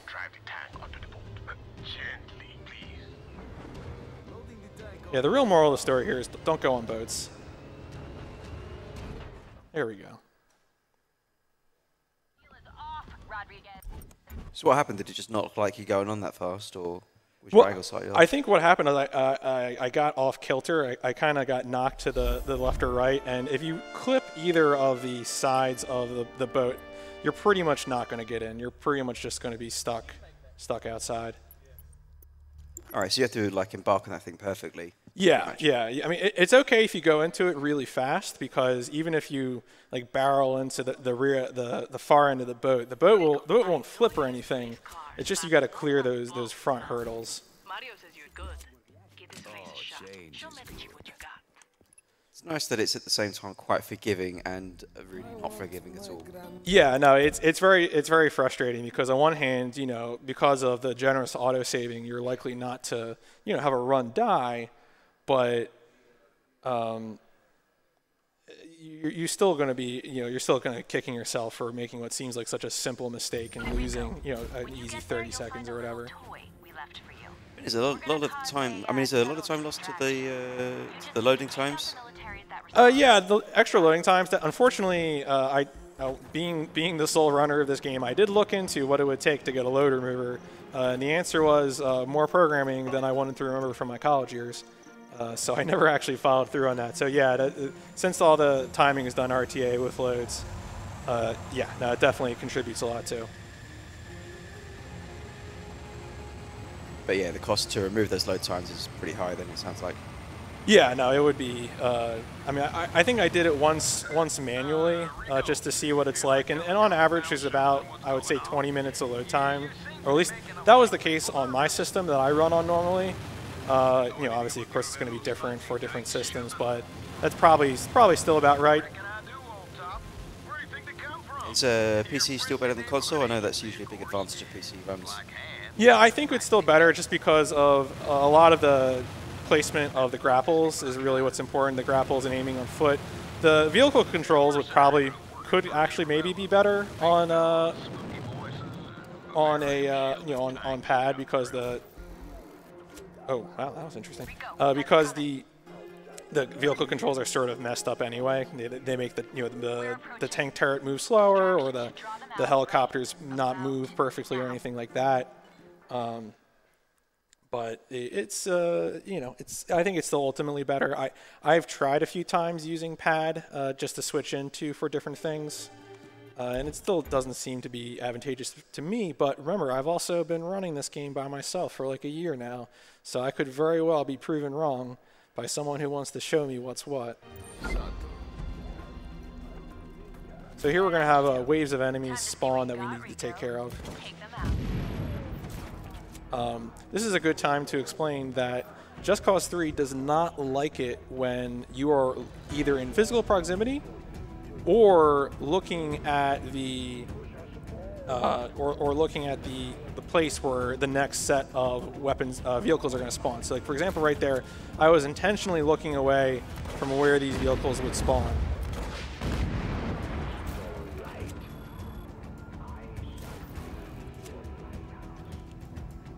So if you were looking there, would they not have spawned? It would have delayed the spawn until I looked away, probably. And so actually, I used this a little bit to my advantage, because on the final wave, there are going to be 2 Jeeps should spawn, but because I'm standing right here, a Jeep should spawn right below me, but it won't spawn.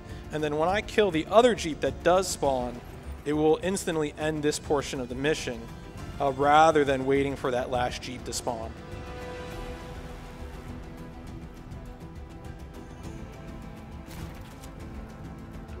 Now, if I take too long to kill this, yeah, see there, I took too long because I was distracted by thinking about the world, but you notice that didn't spawn until I left that spot I was sitting in. That marks, Rico. You passed. Now head to the overlook of the refinery. You can be our eye in the sky. This Bavarian refinery. Just for anyone who's curious in the chat, right now, I think the fastest recorded time I set right before I came here was 3:10:01, and then while I was practicing here at ESA, I got like a 3:05:51. So that's, as far as I know, the fastest time. Again, I do look around occasionally to see if people submit new times on speedrun.com or just messing around on YouTube, and I haven't seen anything new. So as far as I know, that's up to date, but I can see the smug look on your face. we'll see. From here. Yeah, as far as I can tell, there only seems to be one runner on speedrun.com that's got a similar time to you.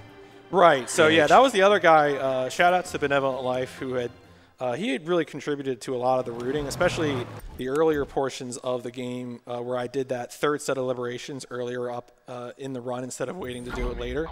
And the advantage to that, again, is because it's easier to reset. So that was a lot of his input on picking the liberations, which was really good. Although I think he since moved on to other speed games.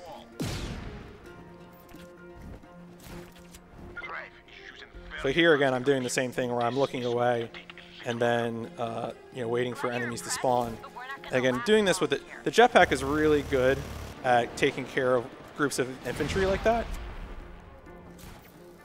So I'm going to be using that as much as possible to set myself up in good position to shoot them. So here I'm waiting for 2 jeeps to spawn. And again, I want to have those jeeps flip forward.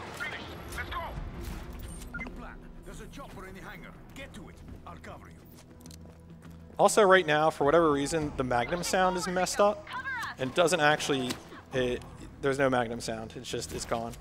I don't know why this happens. It's been like that always.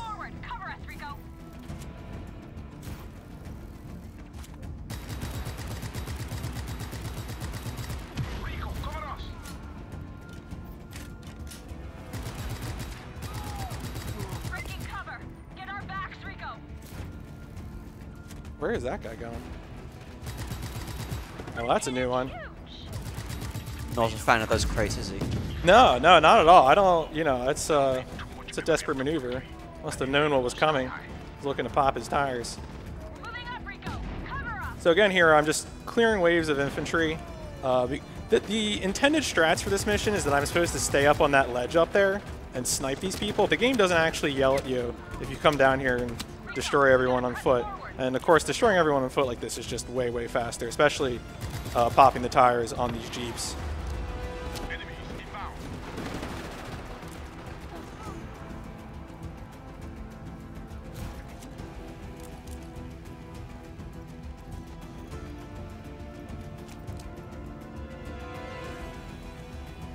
So now we're going to enter into the next phase of this mission where I'm going to escort this helicopter, because who doesn't love escorting? There's a risk here that this helicopter that I'm looking at is going to follow us. Usually the game despawns it, but if it does follow us, then I do need to get off and take care of it, because it is a missile helicopter and it will 100% destroy this helicopter in 2 hits. We're in the clear. Almost in the clear. Yeah, it looks like it already despawned. Oh no, it's right there.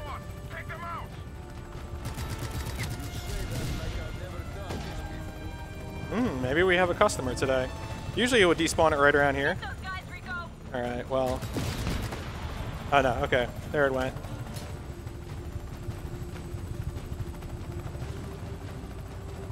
So now we're just doing the escort. I will be hijacking a helicopter here because right when we finish this mission, we're going to start the final set of liberations for the whole run. And those will be the liberations for the second part of the game, the second of the 3 acts.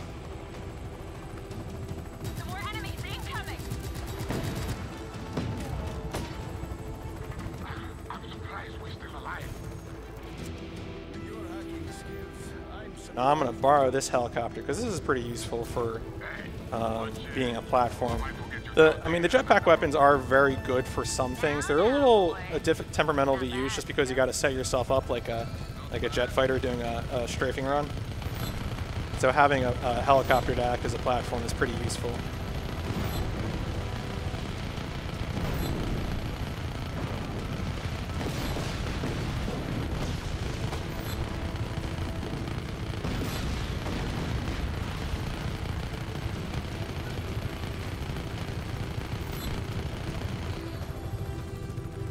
So now, yeah, I was trying to look away.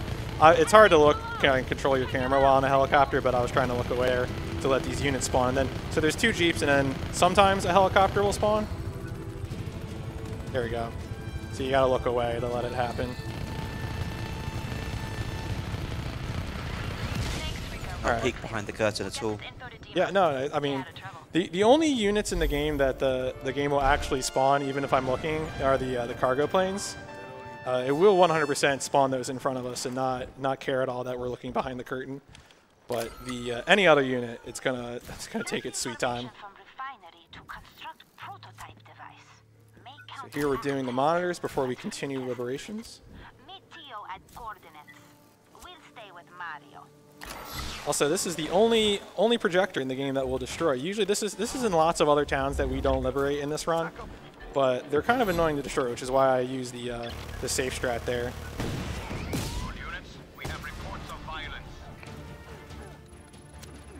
So there, I was hoping I would have cleared that when I did that strafing run there, so I could do these sets of hacks.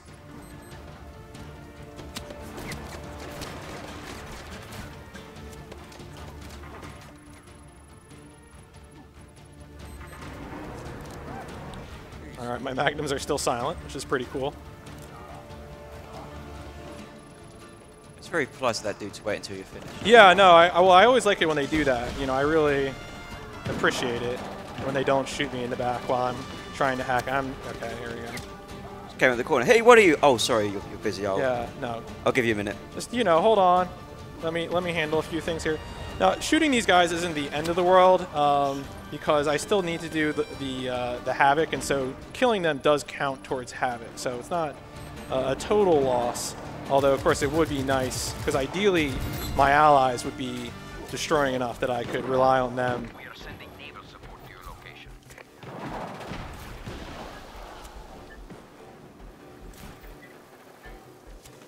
This is dispatch, sending ground reinforcements to your position. All right, so now we're actually going to do, I mean, so a lot of this run is just, you know, optimized intended strats or choosing the right towns and provinces.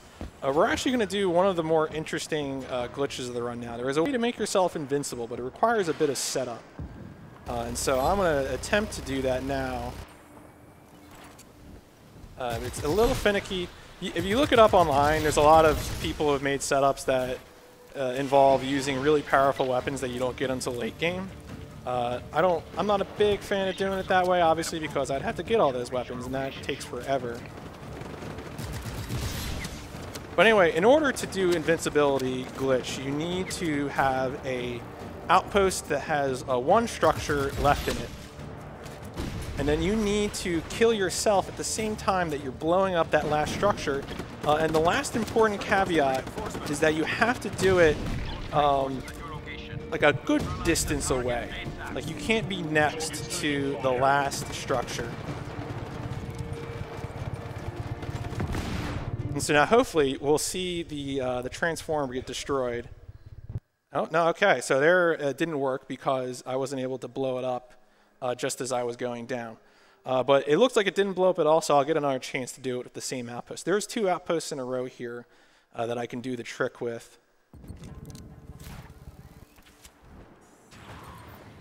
Yeah, see there, the transformer is still there because it didn't blow up. Hey, what's the matter, guys? So now we're going to do the same setup.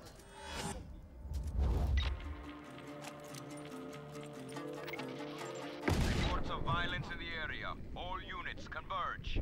Yeah, see there we go. Now it works. So the game puts you into an invincibility state when the last structure in an outpost or a base is getting blown up, and then ordinarily, you would live because you were invincible, and then you would move on and do other things. But here, the advantage to being invincible is that in order to do the central military base, which is that big place over there on the hill, I need to do some very long hacking sequences in the middle of some very crowded and busy areas.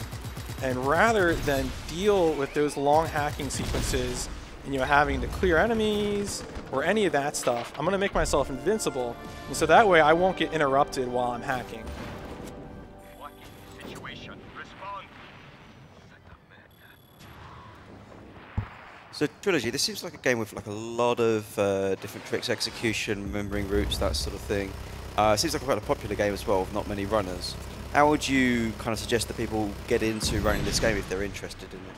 I mean, I think the best way to get interested in the game is really at this point just watch the runs that I put up you know, I've done a few marathon runs, online marathons, like Scrubbathon 5 last year, and I did Shots Fired 4 recently.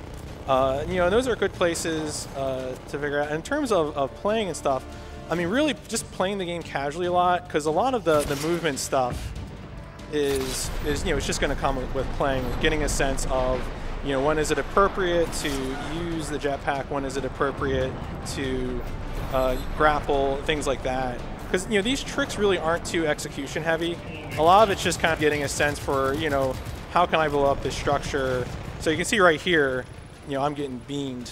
But because I'm invincible, it doesn't interrupt the hacking, which is really what I want.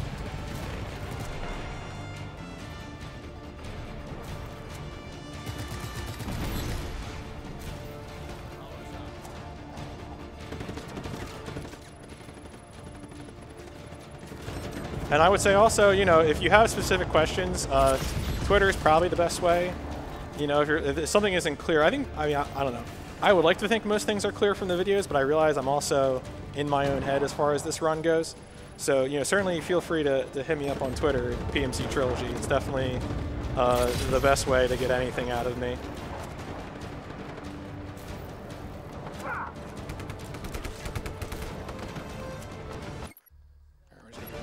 Marathon safety check, just make sure I didn't forget anything obvious there.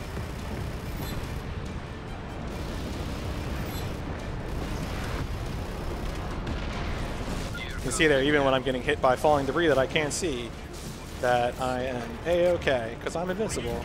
The invincibility state sticks around for a bit, but it will usually go away after fast traveling. So there's actually one town that we're going to liberate later that I should still have the invincibility state on, and it'll be very useful for that.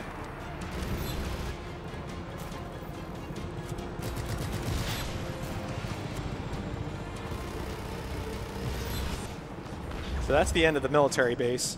And now we have to finish the last half of this province that we just started destroying earlier, and then we have one more province after that, and then we'll be done all the liberations for the whole game. And then it'll just be missions from there on out.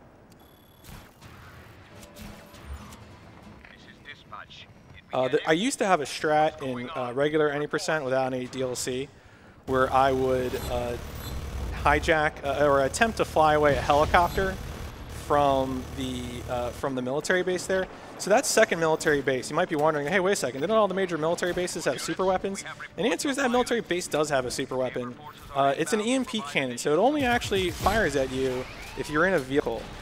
Obviously, I destroyed that all on foot to kind of reduce the need to worry about having the thing destroy my vehicle. There is a helicopter spawn after you destroy the base that you can get away. You can get away from the EMP cannon without being shot through some very deft piloting, but it's not very guaranteed. The helicopter flying isn't that reliable, so just relying on this weapon is fine with me.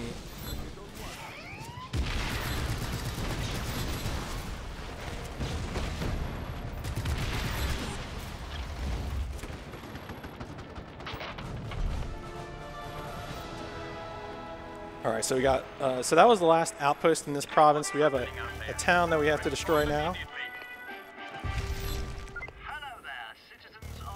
Also, if you're curious, that is the voice of David Tennant. He is in this video game for some reason, for, I don't know, just for fun.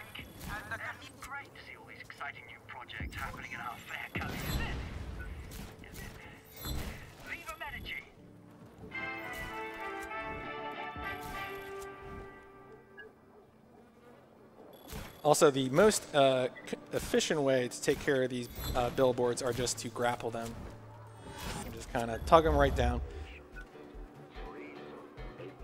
Oh, there was, I knew there was a speaker right here. All right, so now we're going to take care of this police station. That'll be the last set. That'll be the last part for this province, and then we'll have one more province to go through. Sometimes if you fall onto stuff that like moves around, Rico takes a real long time to get up.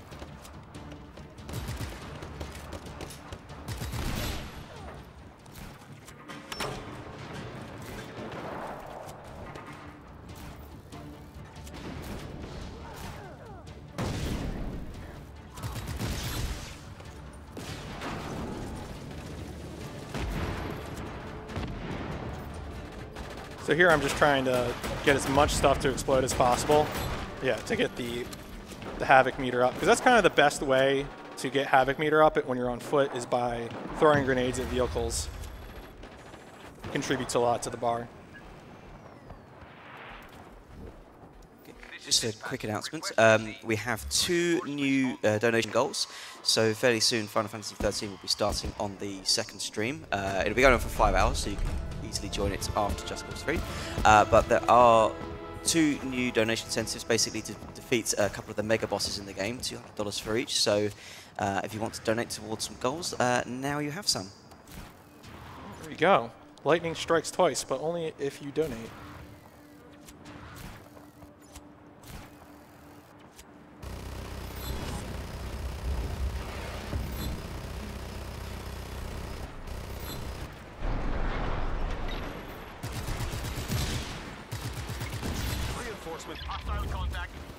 So we've started the last province of the game, which consists of 2 towns.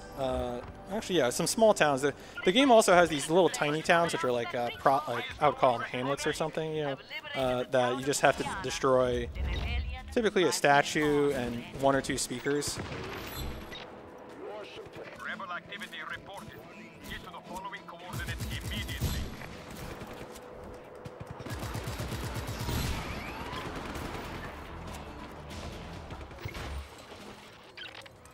Sending additional reinforcements to your location. And now the next thing we're going to do is we're going to destroy the last military base that we need to destroy. And thankfully, this military base is full of pretty normal stuff. There isn't anything like the excavator or any of that. There is a large SATCOM dish like there was in Falco Maxime. But thankfully, for whatever reason, the satellite dish can actually be destroyed pretty convincingly by the jetpack.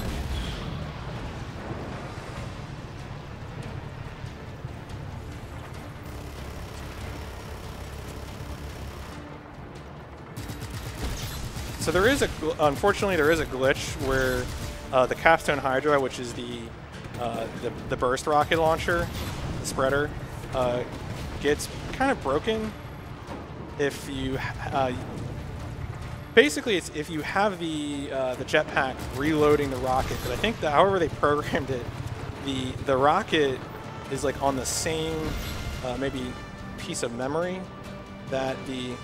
Oh no, maybe it's just broken. I thought I had figured out how to recover. There are situations where I will be able to use that rocket launcher again, but for right now, I am out of luck because it has glitched and stopped working. But it's only that particular weapon. Any other rocket launcher, any of the grenade launchers, they will all work fine. It's just Capstone Hydra, which is again is the spreader rocket launcher. So here I'm gonna help myself by getting rid of that rocket launcher since it's glitched right now. You can see that works fine. Does that happen every time or just sometimes? It only happens sometimes. It's not something I've been able to reliably reproduce. And again, too, reliably reproduce not only in terms of the glitch happening, but also in terms of it going away. You know, there will be situations later on where I'll be able to use that rocket launcher again. So it's not like it's glitched for the rest of the game. It's almost like the invincibility status. It's just something that's glitched. And you know, may or may not stop at some point in the future. A lot of things in this game are like that. Well, I'm trying to liberate these people from the military, you know, just trying to help them out.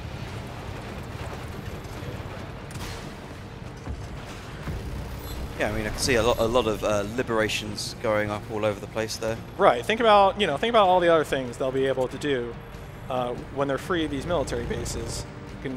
The mind is boggled. I mean, they can sift through rubble. Yeah, all the salvage. So you can see here I still have the invincibility status because I was being shot while I was doing that hacking, but it didn't stop me. Kept on hacking. Very, very focused.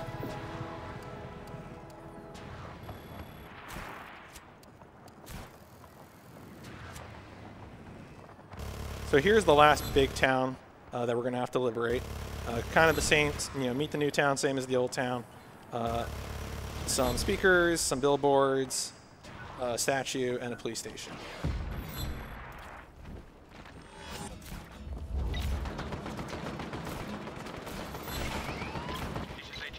So at this point, one thing that's important when doing this second set of liberations is that at some point you really want to grab a flare, because we consumed a flare when we left the previous mission, and so it's really important that we get that flare, because we will come to a point after the end of the next mission where many times I've forgotten to get a flare, and then you have to travel somewhere to get another flare.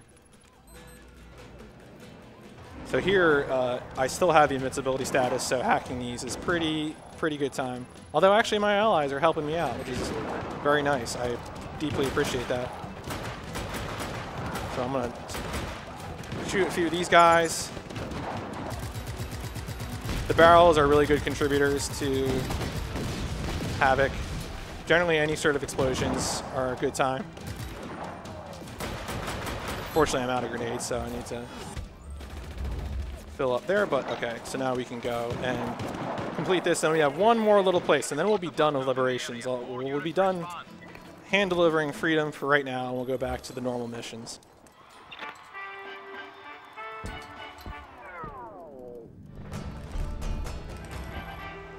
Hello, citizens of Medici. Espia Alta's demolition occurred Wait a second. Okay. as scheduled. There's no point in Making sure I got my bearings. the plans have been on display at So yeah, so one more place here, and then it'll actually be missions from here on out for the rest of the game, which will be pretty good. We have some very exciting missions and some not too exciting missions, so, but we'll make it through. This is one of these seaside hamlets that you need to take care of.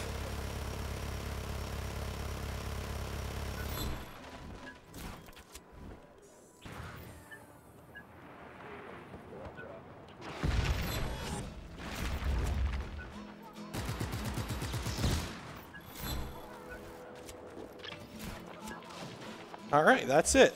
Liberations are done. We are on to missions now. Nothing but missions.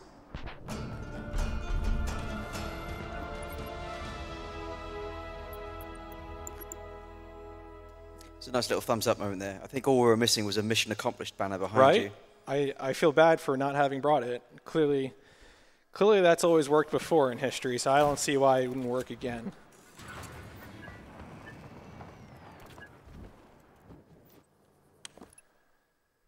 And I guess you think if everywhere was liberated, then that'd be game over. We're done. That would be a problem, right? You can't liberate everything all at once.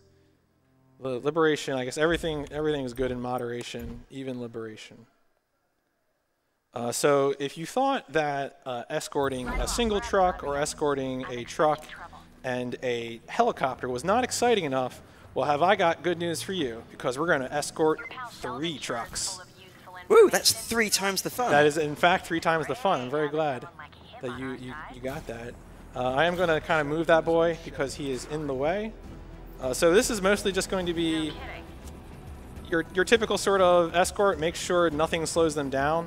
A lot of that is going to be, there are going to be checkpoints along the way, and I'm going to be going out of my way to destroy enemies as soon as possible when they pop up.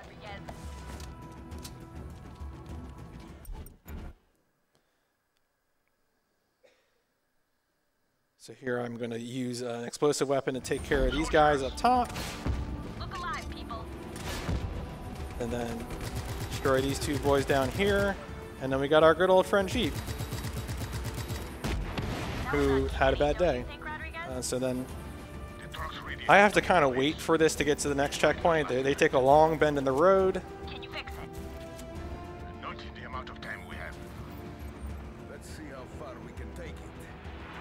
All right, so yeah, that building down there is where the next province is going to be.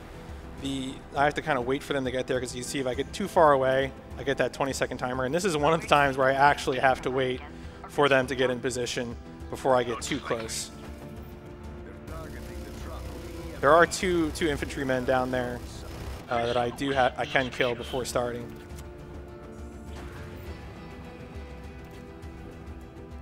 So now I'm going to look the other way, just to give the game an attempt, to let the game spawn the units that I need to kill as soon as possible. I'll clear a path. As soon as he says that, you can see the red Doritos.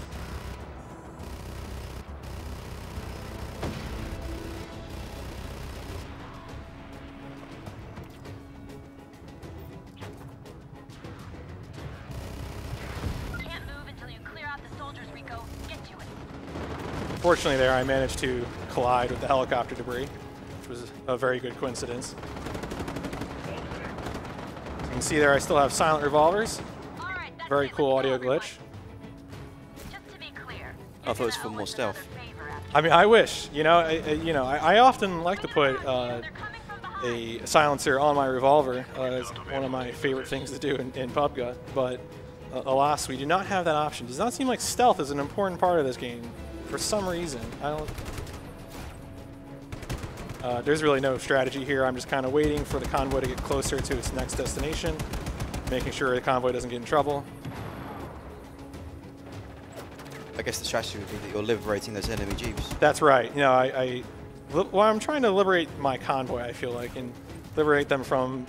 Because the thing that will really, really get me is if an enemy unit drives in front of them, and the damage that they do from machine gun fire really isn't a problem. It's really the... oh, that was a good driver. It's really things getting in front of the vehicle convoy that really can cause a problem. Suddenly random deer. Yeah, I mean, there's a lot of random, you know, they gotta live somewhere, and fortunately some people gotta live in Just Cause world. Someone recently asked me which would be worse, to have to live in Just Cause world or GTA world, and I'm pretty sure the easy answer is we'd rather live in GTA world, because Just Cause world seems like a very bad time. So here's the first time that I'm gonna destroy a cargo plane. And it can be done using just this weapon. Very effective.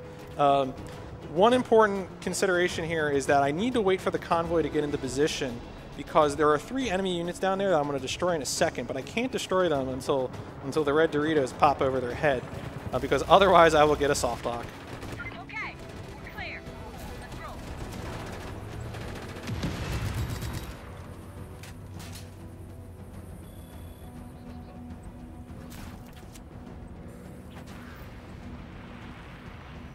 So now the next concern is that we have to worry about does this work? Yeah, it works right now, okay. A tank is gonna show up, and tanks are the only thing that can really do enough damage to be a concern for the convoy. So I'm gonna wait for this tank to show up, because the tanks have very good aim. The AI doesn't have problems aiming in this game. There's no problem there. They've got their tank aiming down. So, because the game actually doesn't really move a turret to aim things like rockets or tank turrets. The game just kind of shoots in the direction that it wants to shoot in.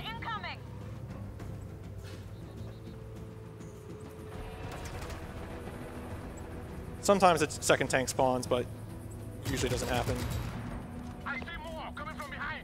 And then once we cross this bridge, we'll have a run into some helicopters, and we'll be pretty close to the end of this mission. Dear civilian, I really need you to not be driving in front of me like that. Oh. Sorry. You're driving us right in front of a military base? Seriously? So we're getting pretty close. Once we get close enough to the end point of the mission, I'm going to start taking a few strafing runs to clear away enemies, because one of the requirements to finish the mission is to clear away all the enemies at the end. And I can do that well before they actually get to where we need to go.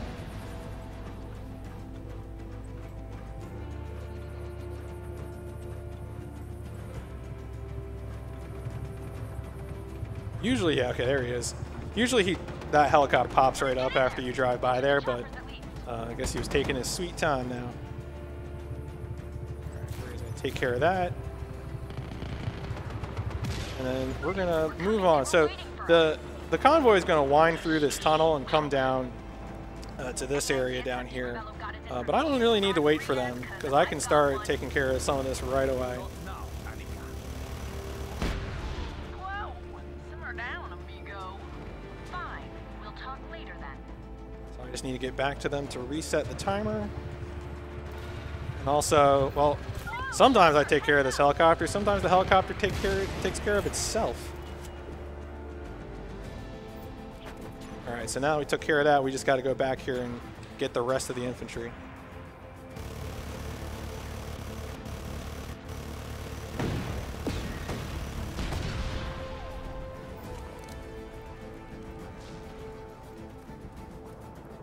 that the rocket spray, the spray weapon on the jetpack is pretty effective at being an anti-infantry weapon. So this should be fine. Again, we're just waiting for the convoy to get here. The convoy is very slow.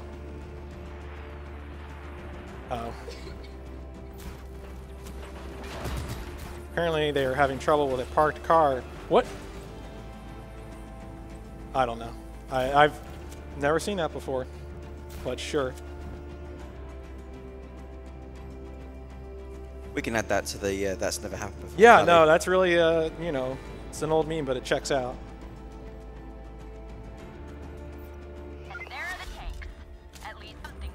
Usually a guy will spawn back here. I think they did this as kind of a safeguard against a soft lock happening. Usually as soon as we clear the infantry, we'll run out of heat, but I'm still getting heat here for some reason. Okay, there we go. Finally cleared. Yeah, so they're supposed to drive in formation, but I guess they had all locked together. I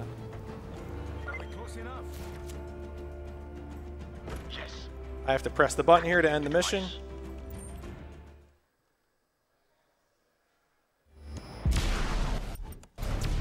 It's 2 cutscenes instead of 1 cutscene for some reason. And then we're going to head back to do sort of the last, I would say the last normal mission of the second part of the game. We'll be moving on to the missions for the third part of the game pretty shortly.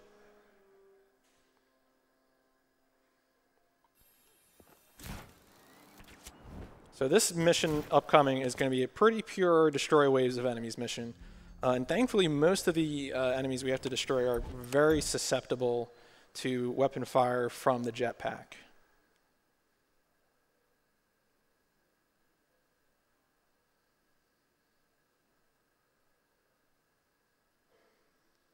An EMP move to harbor can protect Cove better there.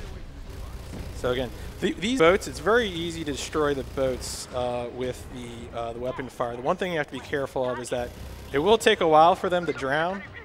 So if you let them get too close to the water, they might not actually drown.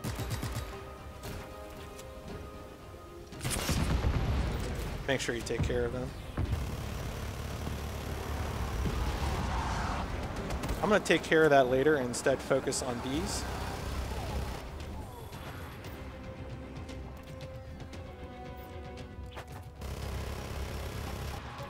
Because again, the advantage there is you want to let them drown, and then you can come in and take care of them. Get on the 50 now.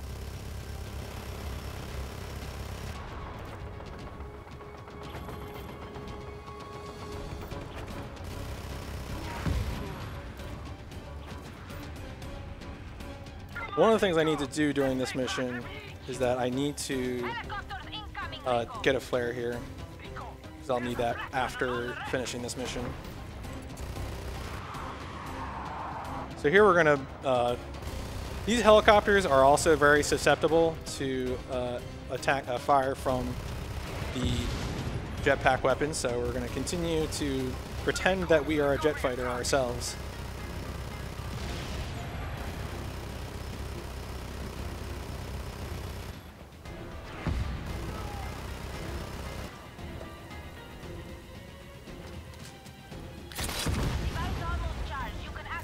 So there's a certain line of dialogue that we're looking for where we'll be able to go to the EMP bomb and just take care of that without having to worry about fighting any more waves of enemies. So I think we pretty much just have to get these last 3 soldiers. And then, yeah, I think once she says that, maybe it's the next one. I always forget this one, but...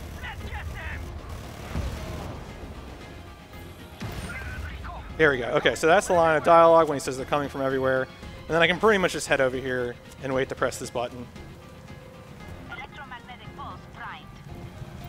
And now we'll destroy all vehicles. And since I also destroyed all the vehicles right away, like enemies would ordinarily get out of the Jeeps, but because I prevented them from getting out of the Jeeps, oh my goodness, I am messing up here. I gotta get up and destroy this. Here we go. Okay. Did not want to give him a chance to drop paratrooper because that would take forever to clean up. Maybe I got back into battle too soon.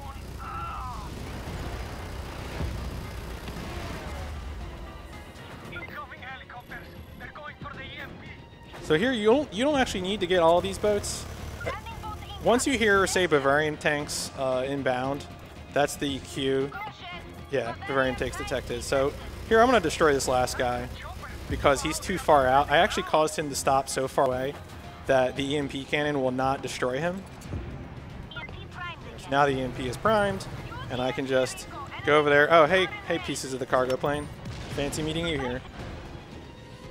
And then there's going to be one more wave of enemies that I need to take care of.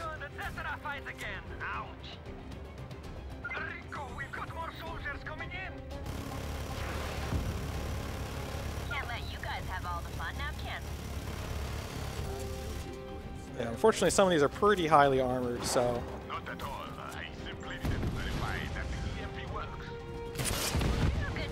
And then also sometimes these tanks are supposed to be dead, but the game will troll me.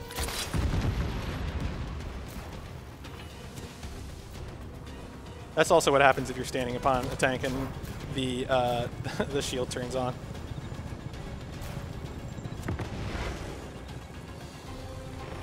Usually this is not a strategy I have to rely upon, but since we had to destroy 2 of them, actually I'm going to wait until the shield goes off. Usually I would have ammo to take care of this, but had to rely on that strat because I ran out of ammo. Also, I don't know what's happening with this guy. The AI in this game is very anomalous. Alright, so there's the end of the mission. And so now we're finally going to be, we're going to do the super weapon destruction mission next. And then we'll finally get to the war mission to end the second part of the game.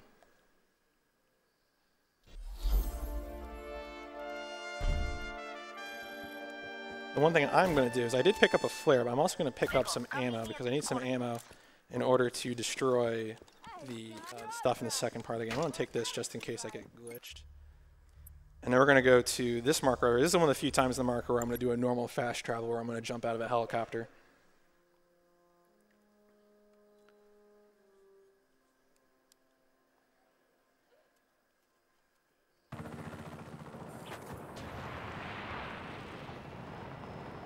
So this is going to be just like the super weapon destruction mission from before, where I'm going to follow some pipes, kill a few units, and then get inside an underground base in order to blow up a series of generators.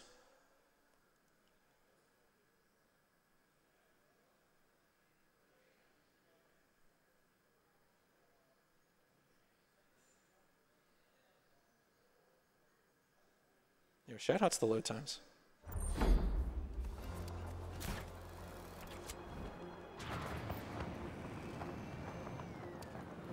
Hello, pipes. Just keep following those pipes. The game wants us to go underwater through that little tunnel there, but you don't have to. You can just fly up here. Control center. Run out of pipes, but we have boats again. Must be underwater.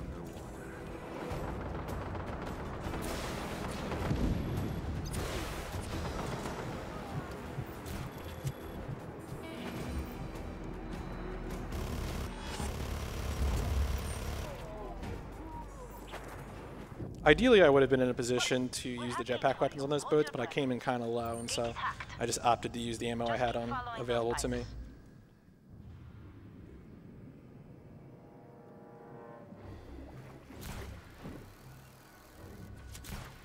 And you can use the grapple cancels to kind of just move from grapple to grapple. You don't. There is an upgrade in the game for doing grapples while grappling while you're grappling, because I heard you like grappling. But you don't actually need that. You can just cancel grapples. It works just fine. This looks kind of familiar. Time to get to work. Yes, must destroy everything.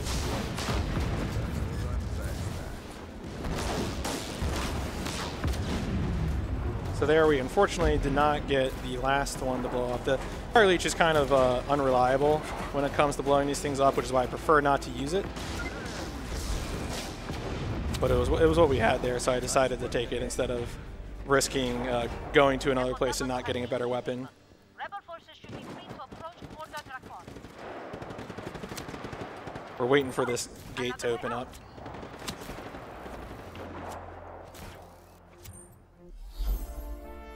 Again, there when I'm ascending, I'm canceling the grapple because I just sort of, in a controlled fall state, I will just bounce off as opposed to being, you know, stuck against the wall and having to watch an animation where Rico tethers in and hangs. Rebel scouts have now been able to scan the interior of Porta Dracon.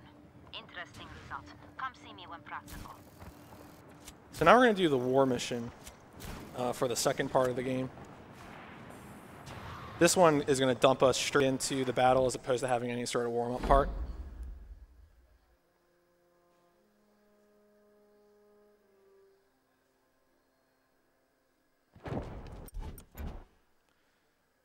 We are going to take a helicopter to, so the first part of this war mission is a battle where we're trying to defend a plane that's taking off. And the plane has AI that's exactly as stupid as the rest of the AI in this game. So we kind of have to baby it as much as possible. Usually you can massage it into taking off, but it is definitely far, far, far from being guaranteed.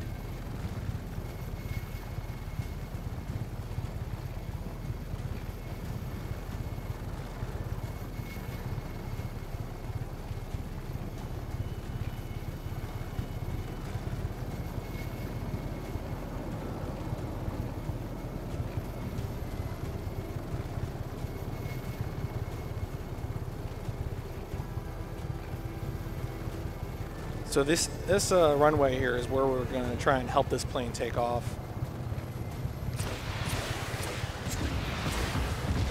And before I get into position to help it, I'm going to take care of these SAM sites.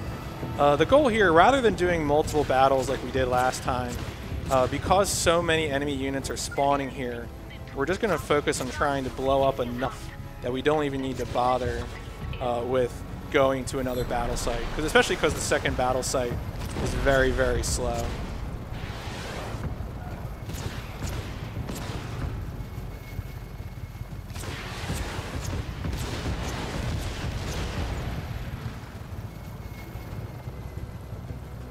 So that's a bit of bad luck there because I can't really blow that up right now because it is just way too close. So I kind of have to hope the plane just like leaves it alone or something. Usually the enemy AI doesn't drive the Jeep so close. But yeah, no, this is, ooh, maybe the rebel plane's gonna get away. Nah,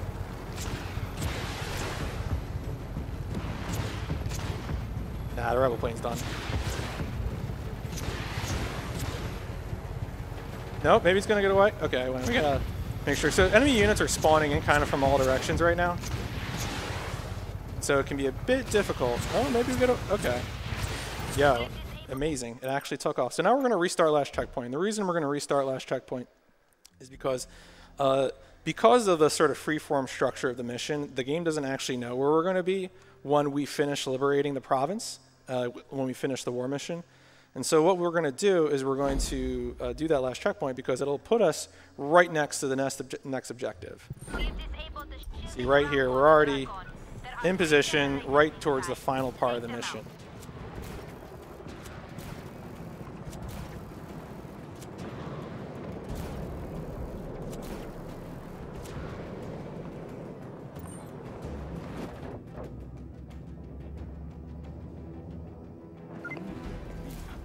What now? Disable the cooling turbine to lower the blast shield. Yes, push forward, Rico. It's also important again to mention that you don't take collision damage when you're in parachute state, and so that helps you just hit the missile there and then immediately go into parachute state so you don't take any damage.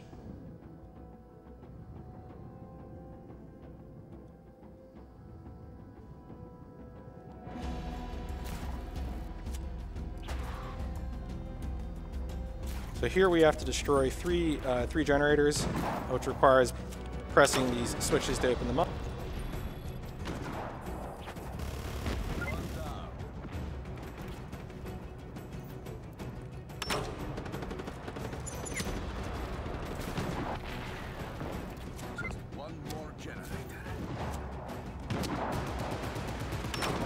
I'm out of grenades. I gotta use regular old gunfire for this one.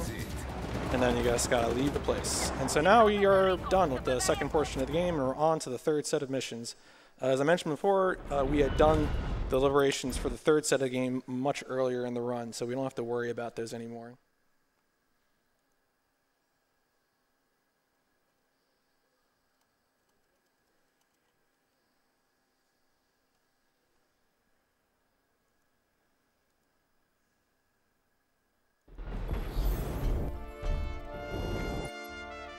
And now we'll start the next part of the game where we're going to do one of probably the silliest missions in the game. Early on in this game's history, there was a significant glitch where the lock-on would break, like the lock-on for certain jet planes, handheld rocket launchers, and whatnot would just outright break. And that was very annoying because the intended strats for the next mission was that you would use a jet fighter to lock onto enemy jet fighters, and you would have to destroy all these enemy jet fighters as you were, flying to catch up with this plane that you were trying to save. We don't have to worry about any of that.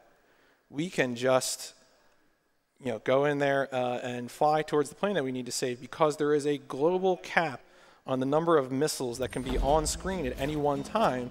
And furthermore, the player can monopolize that global cap. So rather than worry about having to shoot enemy jets, I can just keep going and really not worry about any of those enemy jets.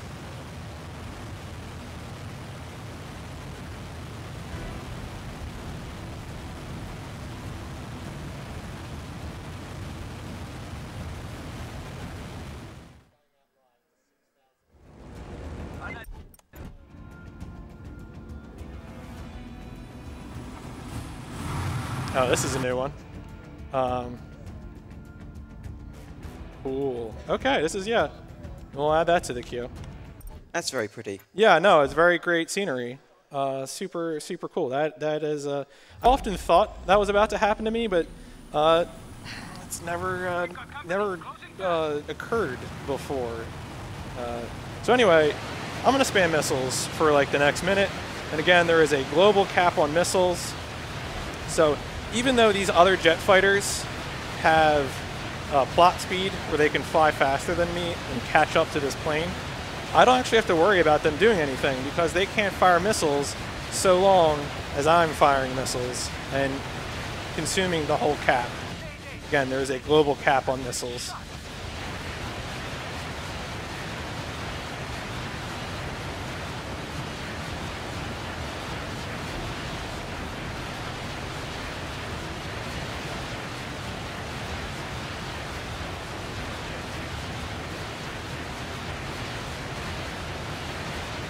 So I'm sure these missiles are probably landing somewhere, and I'm sure they're bringing lots of liberation to wherever they're landing.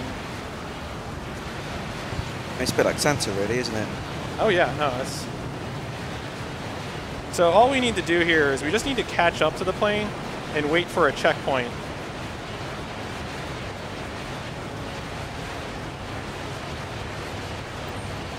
And by going to this checkpoint, several things will happen. First, all the enemy jet fighters will go away. Second, I'll be in perfect position to get onto that plane. And then third, we'll actually be several kilometers closer to our destination.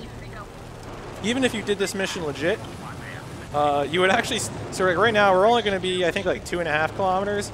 If you had done this mission legitimately, you would have been 5 kilometers and would have taken a lot longer to fly here. I feel like the Team America theme should be playing right now, don't you? Yeah, I mean, somewhere there's a lot of America. That's absolutely very, very true.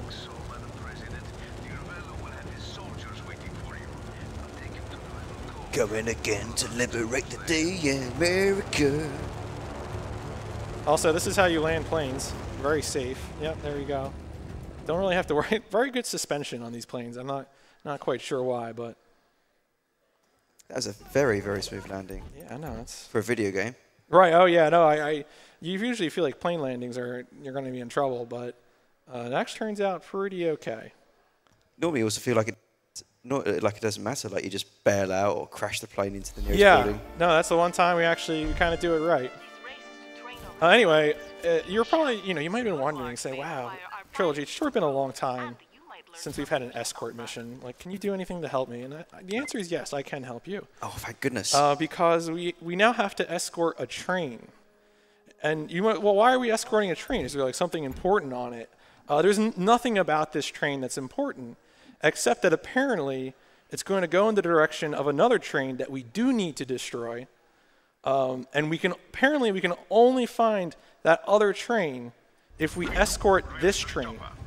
And you know, even though there's only one set of train tracks on the island, there's no bridges. I mean, there's no I forget the correct ferroequinology terms, but there's no splits. There's no choices left, right, no nothing. No junctions. Yeah, no junctions. That's right. We're gonna find the train we're looking for, and it's gonna be on the same set of tracks as the train we're escorting. That's the whole reason that we have to escort this train. So this is definitely maybe my favorite mission scenario in the game, that we have to escort a train to find another train on the same set of tracks. Okay, get ready. Your ride should be passing by every moment now.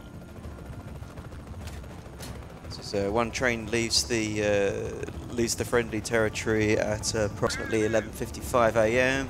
At the same time, another train going in a different direction leaves the enemy territory probably about 5 minutes later. What time do they meet? I mean, I don't think, you know, in America, maybe we just don't want to do the math. You know, maybe we just want to escort the train, because escort missions don't require math, I guess, maybe. That's true. So you, as a little side note, you can hack this. If you remember from early in the game, there was a train car that launched clusters of missiles. This is one of those train cars, and you can actually hack this train car to shoot at enemy helicopters. And early on in running this game, I used to do this. I used to hack it, and I would let it do all the work, and I would walk around, enjoy my life, be happy and free. But I don't do that anymore, because one time on a PB pace run, it somehow just killed me. It somehow just shot me for whatever reason, and so now I just take care of all the helicopters myself. Well, if you want a job doing right. Yeah, no, you got to do it yourself. Absolutely.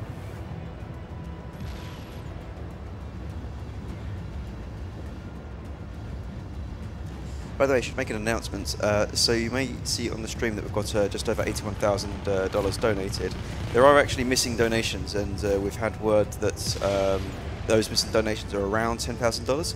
So we're actually about $8,000 away from 100K.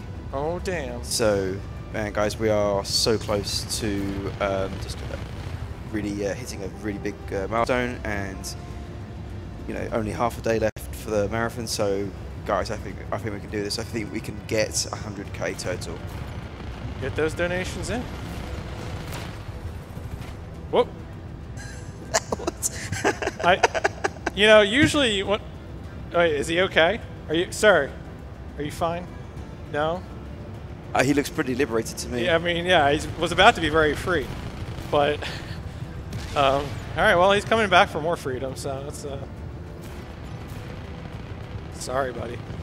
Oh, no, maybe not. So anyway, the reason why I need to stand right here is because there are oncoming trains from behind that will attempt to destroy the train that I am escorting.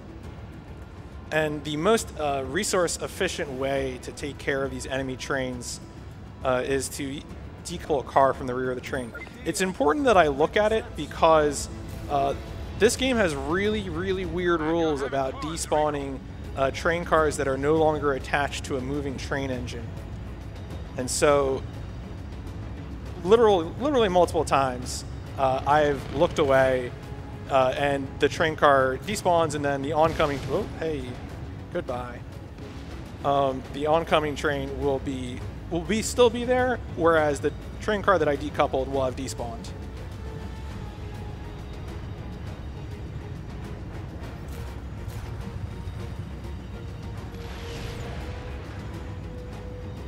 So here, I'll sort of be able to skip the third part of the mission. We're going to get another one of these oncoming train cars. And after I watch this one sail off into the sunset, I'll finally be able to sort of skip the third part of the mission. The third part of the mission is pretty short, but what I'll be doing is I'll be setting myself up to travel quickly for the next part of the mission. Because someone helpfully included a jet fighter on here.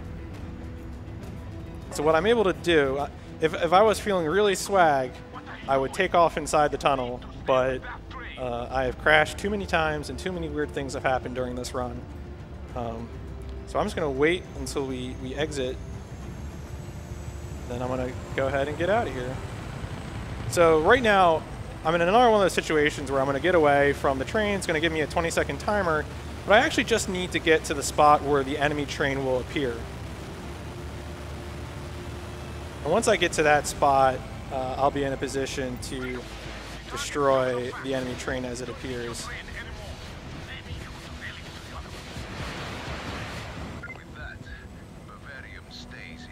So there we go. That's the end. That's all we needed to do. We didn't actually need to save the. In fact, the TO explicitly tells you that you could use the train that you were escorting to destroy the other train, which really is really pretty cool.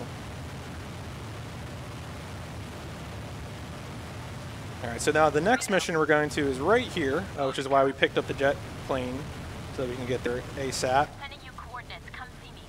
And now we're going to do a little prison escape mission, where I'm hoping to get lucky doing some hacking sequences, because I have to hack some gates open.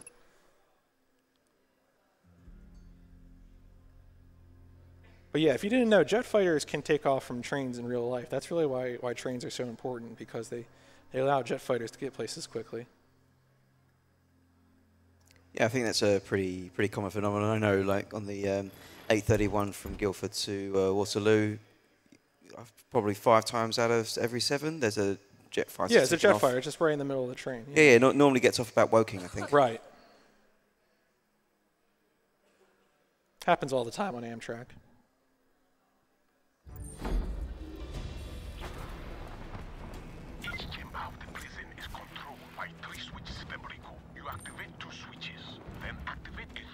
So here we're going to pick up some magnum ammo and some grenades to make the next part easy.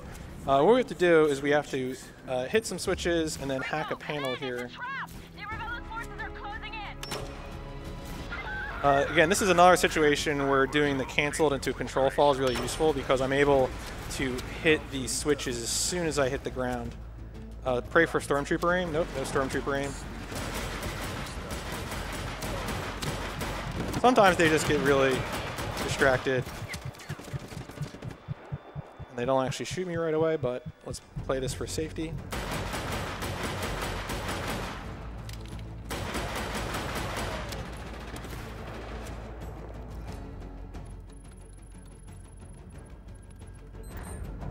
So that's kind of the normal case scenario, where you're able to defeat one wave of enemies before you can successfully hack that. Sometimes you'll get lucky and you'll be able to just hack it right away because enemies won't be in the right position or something like that. And then the worst case scenario is that everyone comes to the yard and you have to kill all of them.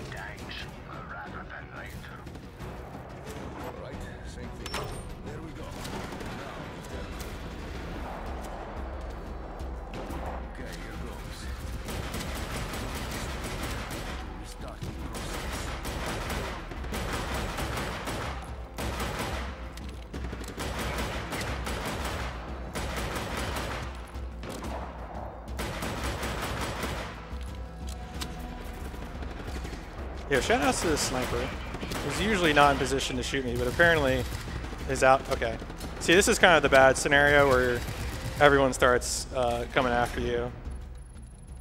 Because obviously there's groups of enemies all throughout the level, and so what you don't want is to be aggroing all the enemies, so you have to spend time killing all of them.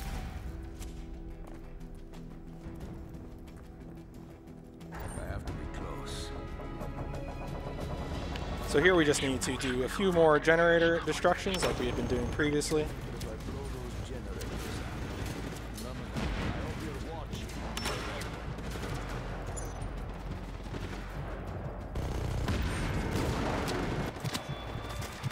Rico, things just got hot real fast up here. Rebels men are swarming the entrance of the mine. Get to the surface and help us out. All right, so we gotta make sure There should be a few Jeeps that come in here, and we want to pop their tires right away. Thank you, Rico. These people All right, so we're going to do a save and quit strategy here. The next mission start is in a part of the map that we've never been to, so we have no fast travel markers to get anywhere near it. The game has a sort of short list of places that it'll put you when you start up the game, and so actually the next startup point is very, very close to the place that we need to go to, and so this ends up being the sort of the best location to the best place, because even though the game has a pretty long startup time, we still want to use this. This is definitely the best way.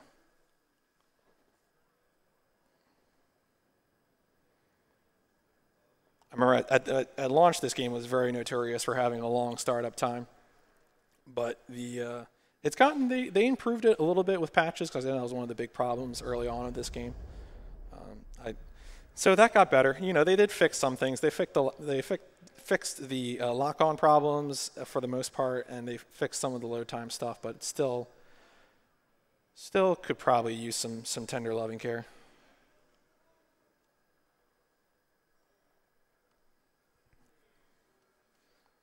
If there was any hot donation incentives or anything that we should know about. I mean, donations are pretty much the same as they were, but we've still got some hot incentives.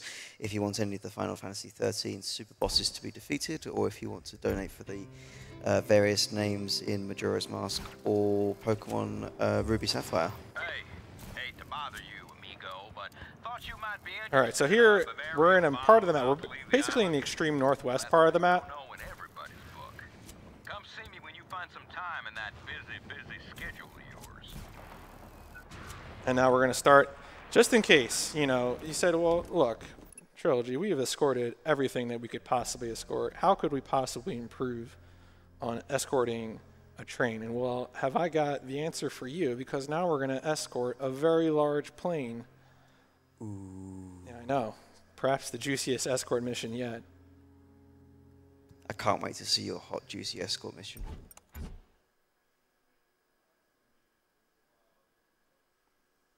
But we will do something fun first. In doing this mission, the idea is that we're supposed to be driving a Jeep onto a cargo plane as it's taking off.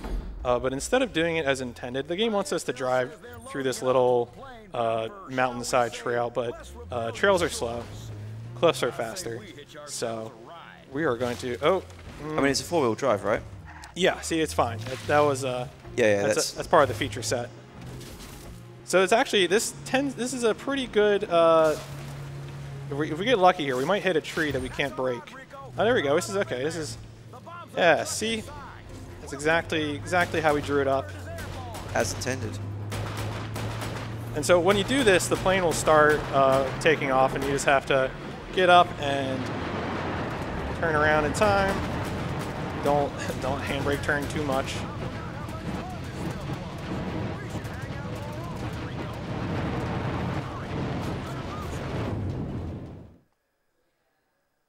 Oh, it's a good thing we done that hill, otherwise that plane would have taken off too quickly. That would have been a problem, I agree. So now we are going to just stand on top of this plane and protect it from jet fighters for like a good few minutes. And this is actually usually the part of the run where I still am able to get up and walk around and everything. I don't actually have to worry about that other guy in the cargo plane. He just he disappears at some point. So yeah, so we're here. The jet planes don't even show up for like a good 15 seconds. So, and then once the jet fighters even get here, I don't actually use any guns to destroy them. They come in sets of 4, so you're able to pretty much always tether the jet fighters to each other and retract the tethers, and that will take care of the planes. And unfortunately, passing this mission doesn't require that I kill X number of planes. It actually just requires that the cargo plane gets to a specific physical location. And so yeah, we're pretty much just biding time until we get to that physical location, and we're tethering jet fighters to each other.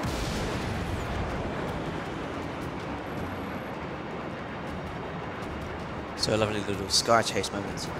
We do have one donation that's just come in. It's an anonymous $5 donation. It says, love the run, love the event, and really love the great commentary. More people should run this game.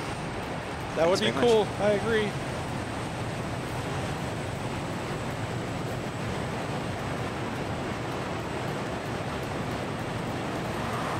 Yeah, so this is how air defense works. You just tie planes together, and eventually they bump into each other and instantly explode. It's pretty normal.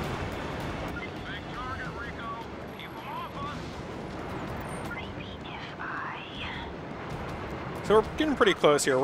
The city's up there ahead, and we're gonna fly over the city. And then once we get out over the water is where the mission end the game will prompt us to get back inside the cargo bay. And once we get inside the cargo bay, we'll be able to end the mission by driving the bomb truck out the back of the plane.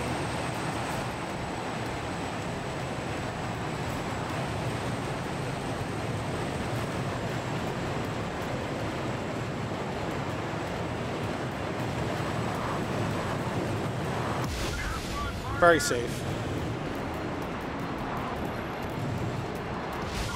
The one risk of this strategy is that sometimes, because these are basic game tethers, is that sometimes the tethers will just snap because something weird happens. So far, usually it's pretty consistent though. Usually you want to tether them in the front. It's kind of the safest place to do it.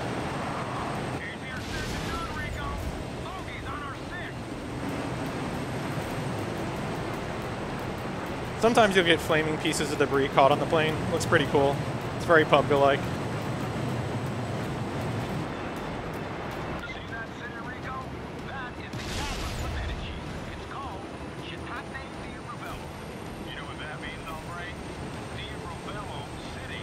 Yeah, see there, Sheldon's giving his lines about the city, and then once we get out over the water, we'll be pretty close to this mission ending.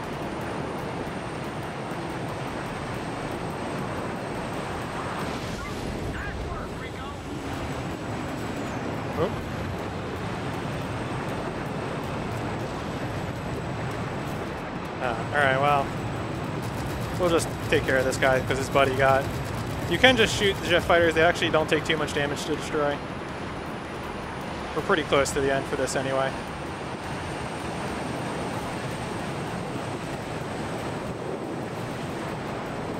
Usually once we make this bank turn, that'll be the end of things. Ooh, wow. Good hit. Oh, hello. This is safe. Alright, this is fun. Okay, so then we just got to get on this truck as intended and drive it out.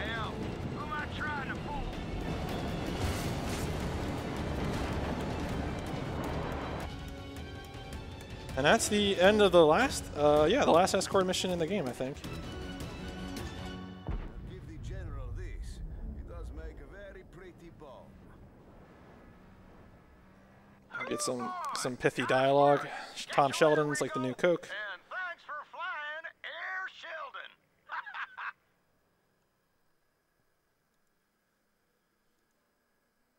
All right, so the next I think we have 3 more missions. Yeah, 4 missions. We have 4 more missions. Left in the game. So the next one is going to be another wave of enemies missions that will be trying to use the jetpack weapons as much as possible to take care of the incoming waves of enemies.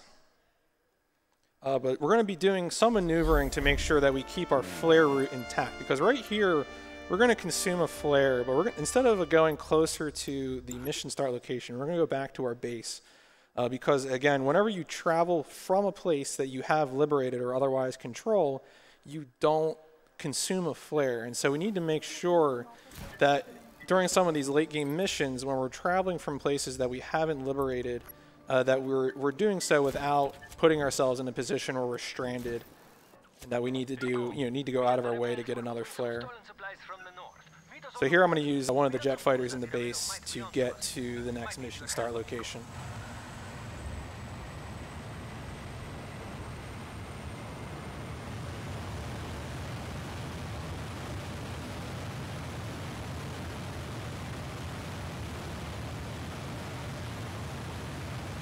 So that little wall right there where my crosshair is where we're going.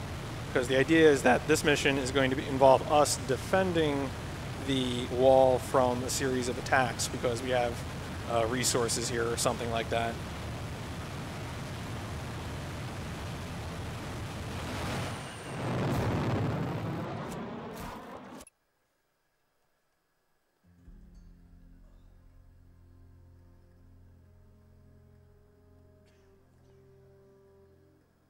So I can get a very, very generous shot of Mario doing something obscene because I guess the writers thought if you got a big wall, that's the first thing you're going to do with a big wall. And then we'll get into the mission.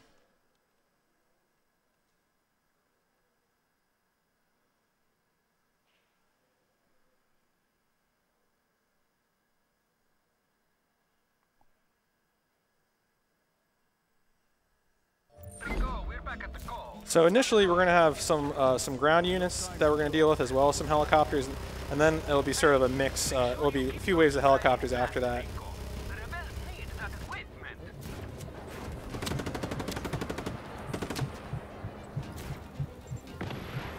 That was definitely intended. So here I'm going to take this tank, since this is a pretty effective way to take care of the enemies here.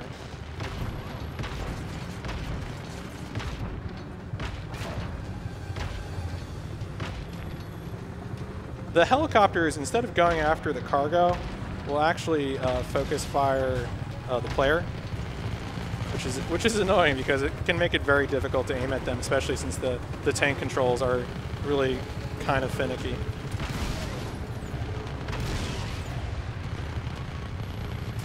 We're just going to use the jetpack here.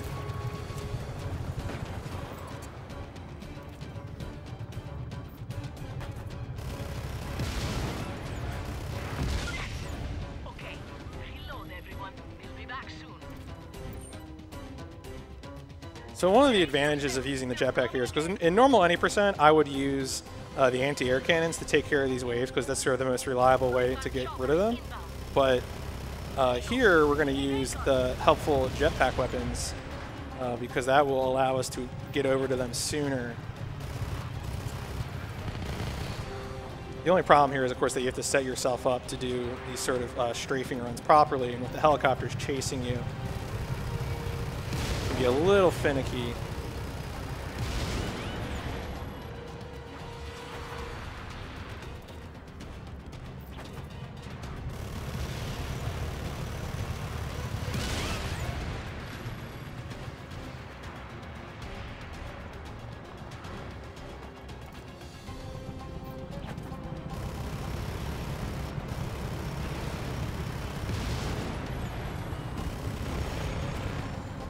Again, there I'm going in the parachute state to avoid taking collision damage.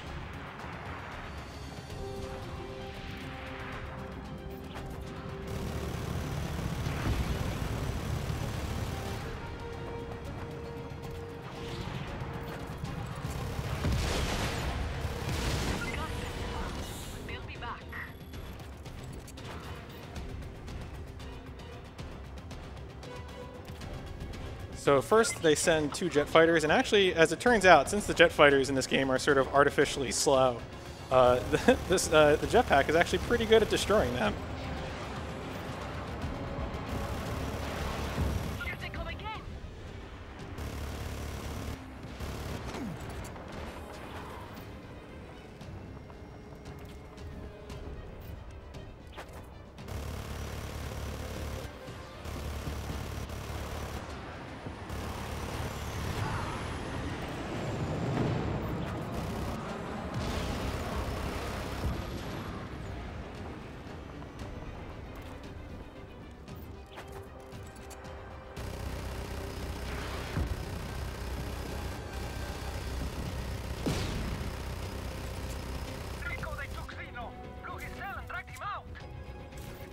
So here we're going to end the mission by killing the guy we recruited at the beginning of the game, who is Zeno, who we rescued in that mission where we were escorting the helicopter and the Jeep.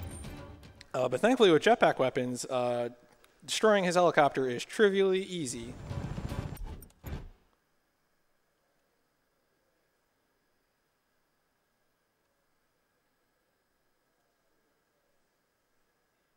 For some reason, the game sets us up on a motorcycle and it's like, here, drive this motorcycle and chase the helicopter. It'll be really awesome. I was like, no, I don't want to do that.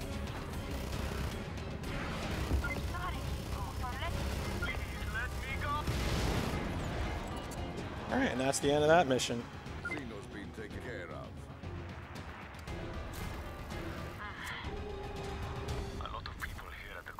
So now we have basically just 3 more missions. We have the final super weapon destruction mission, the final war mission, and then the final boss.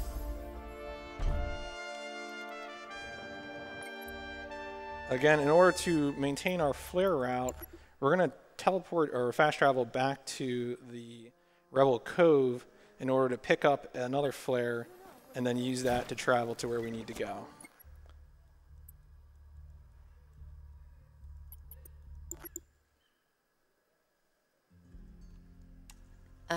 I have a $10 anonymous donation. Thank you for teaching us all about the techniques of efficient liberation. Thank you for the donation. Liberation is almost as important as donations, but not quite. Almost. Almost.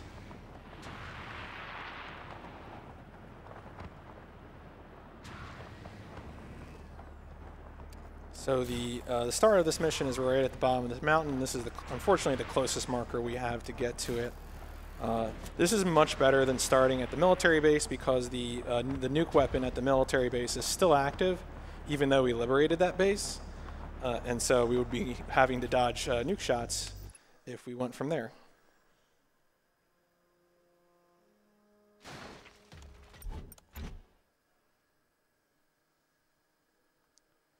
Unlike the first 2 super weapon destruction missions, here we're going to be, there isn't going to be any swimming. We're just going to have to climb up a cliff wall to get inside the structure where the generators are being kept. You know the drill. Follow pipes. Oh, that must be a train that's shooting at me. Okay, yeah. Usually there's nobody locking on here, but anyway, this is how wingsuiting. If you ever wondered if you can wingsuit basically vertically straight up into the air, the answer is yes. This is very, very realistic. You can do this at home, you know, at your nearest mountain range. It's a good time. Now we're going to drop down a hole, basically almost all the distance that we just descended. Yes, I knew that would be locked. And then once we get inside, we will blow up the generators and escape, as we have done twice before. So you can pretty much immediately arrest your momentum by grappling. A room full of white jackets. I will say that unlike the previous 2 missions, they start shooting at me as soon as I appear, instead of waiting. Which, you know, shout outs to them for figuring out that I was a bad guy. Apple W has been disabled. We are now free to approach Falco Maximo and destroy knowledge of Babel. There is a way to clip through this. It doesn't really get you too much because you still have to get, unfortunately, you still have to activate the checkpoint here. Yeah, so that would have still appeared and I wouldn't be able to skip it. But nonetheless, it doesn't really, it probably only saves like a second or 2 just because you're able to not have to wait for the door to stop physically obstructing you.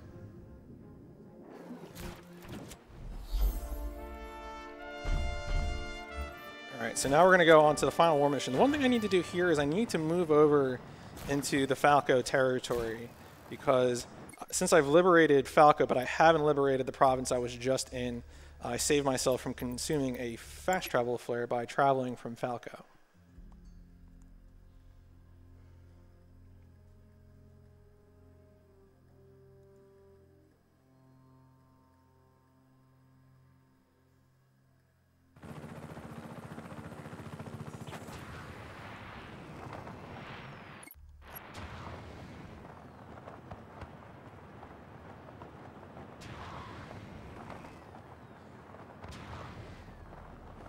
Alright, so this will be, again, this is the final war mission. This is going to be similar to the others. Instead of the second war mission where we only did 1 battle, we are going to do 2 battles here because the second battle, there's more opportunities for spawns to end the war mission.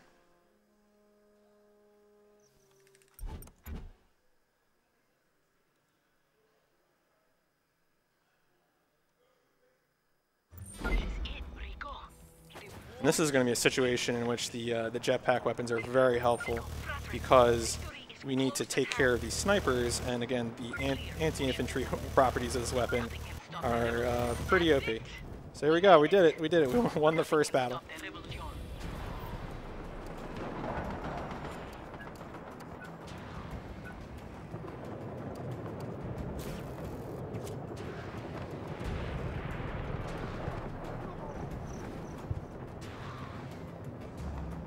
So if there's any targets of opportunity along here, I can certainly take pot shots at them.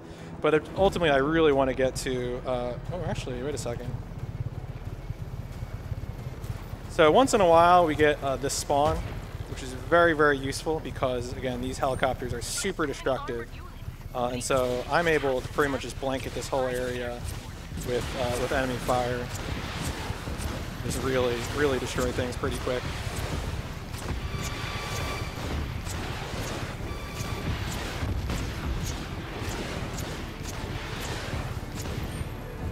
So now we're almost there. We just need to destroy a few more enemy units. There we go. And then we're going to do restart last checkpoint again.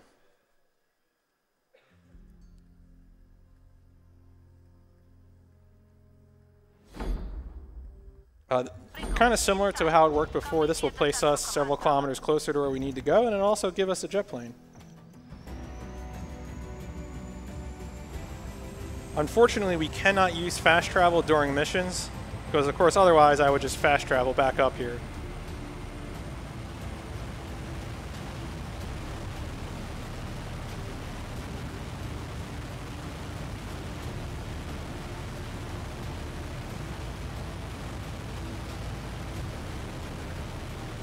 So for whatever reason, this is, the game ends with 2 very long plane flights.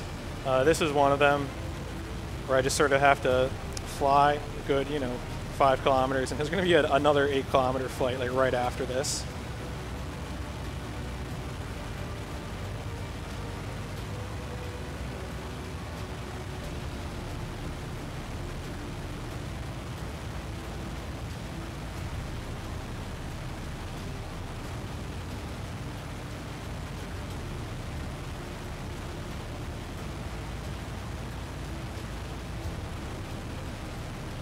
We don't even have to get out of the jet. We can just fly up here and pass this tower, and that'll be enough. All right, we're almost there. So this is the second to last mission, and then we will have one more mission after this, and that'll be the end of the run.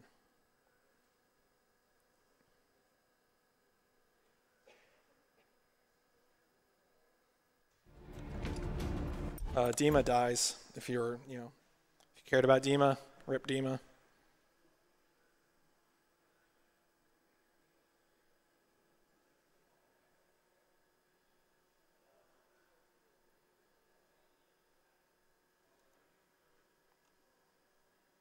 Oh yeah, Just Cause lore is very important. You have to respect the Just Cause lore. Alright, and then so now we're going to fly to the final mission where we have to kill Di Ravello, who's flying in a Vivarium helicopter inside a volcano.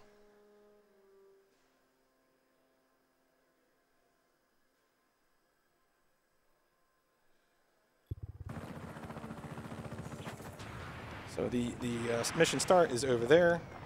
This is the closest fast travel marker.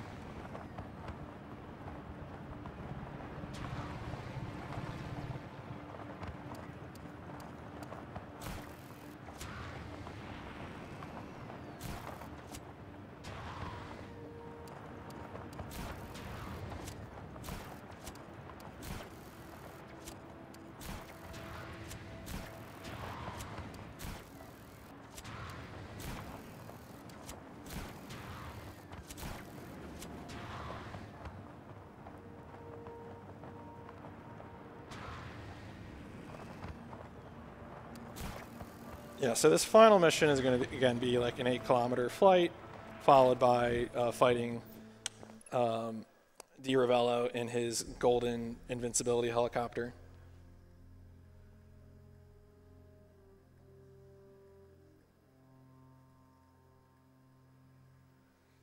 Their deaths.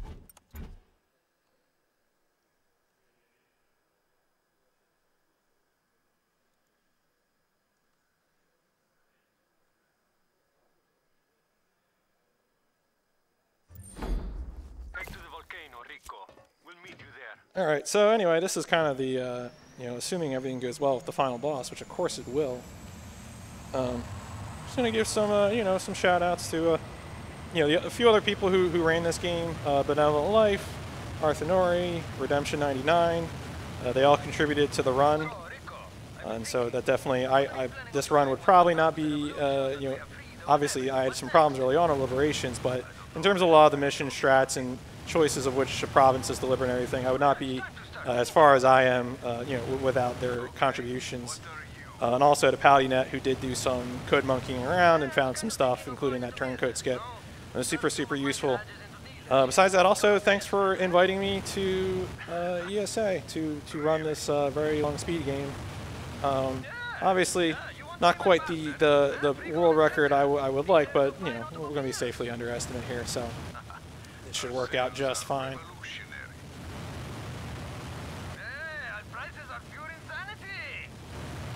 guys have got to be kidding me. Yeah. Don't listen to her. Because we have got to do this.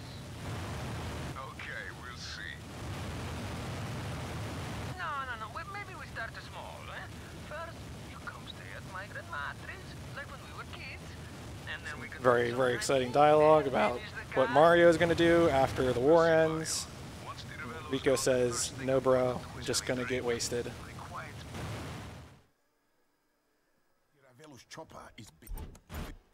So now there's two strats that I'm going to use here in attempting to take care of Di Ravello. One of them is going to be the quick kill, which hopefully works. Requires a little bit of luck in terms of predicting where he's going to move. And then the other is just kind of the normal backup strat. There's a lot of weird rumors on the internet about how to kill Di Ravello. And I've tested a bunch of them, and they're all terrible. So shout outs to the internet rumor mill.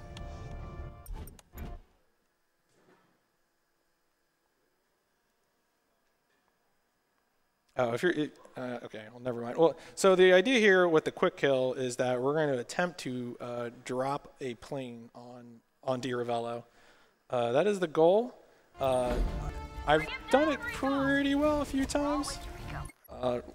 Ideally, so there's kind of two things that can happen here. Either we can drop the crate will hit Di Ravello, which is kind of the ideal, and then the backup is that sometimes the plane will, yeah, see, the plane will just kind of, Rico, get off the lava, Rico, please. All right, so sometimes he'll hit the ground, still in this state. Oh no, he just bounced off. All right, well, we gotta go to backup strats. It was worth a try.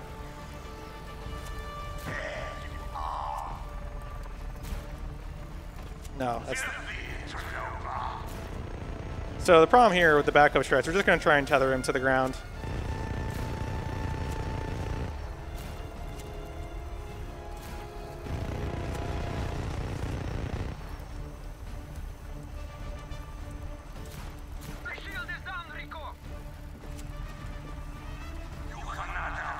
So ideally, we want to get him to flip, and it's a little temperamental, which is why the beacon quick kill is kind of our preferred method.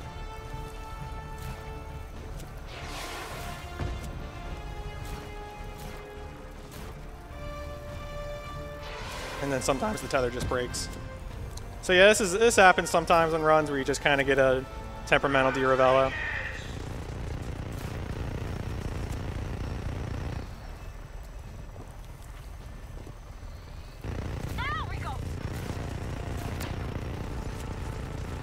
Yeah, it keeps recovering.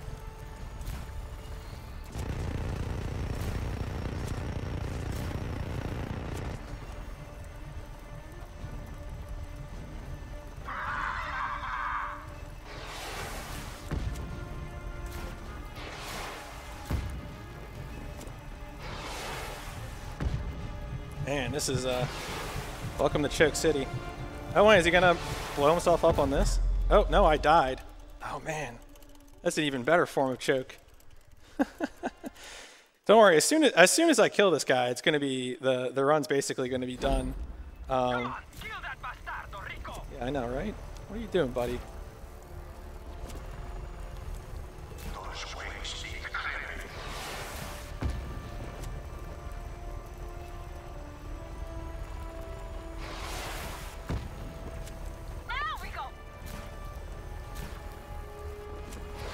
Here we go. See?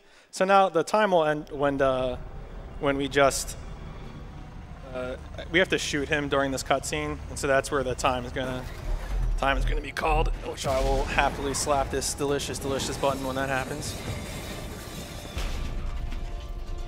Yeah, no, believe me, I made this estimate 320 for exactly the reasons that we saw during the early portion of the game. You know, unfortunately, the biggest problem with this run was just so many weird. We had the helicopter despawn. We lost several helicopters all during those early liberations, which really set us back in terms of being on time. But you know, most of the missions went pretty well. The later sets of liberations went fine. So you know, just got to keep working. As I said in the practice room, unfortunately I don't have a recording of it, but I was able to get like a 305 run, and that's it. So, but anyway, you should all stick around because there are plenty more very good runs to finish out ESA, and lots more donations that you should contribute to, especially the Pokemon bid wars. Those are obviously very important. But Diravello here has failed his his nation. He's failed himself, and he's about to fail my patience as soon as the game lets me shoot him. As soon as he says Imperialist Dogs is when the run ends.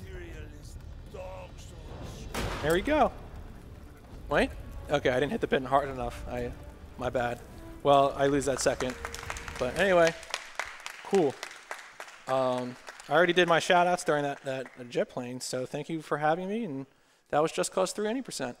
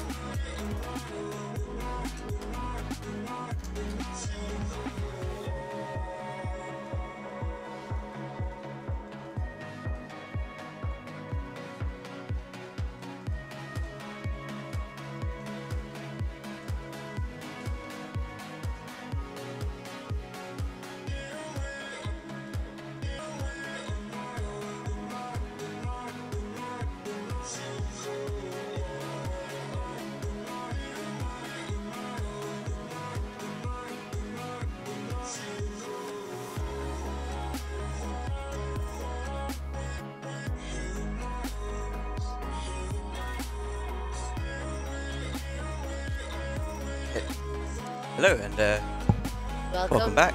Yeah, welcome back with Robo Sparkle and Susie as your host for only a few minutes, I hope.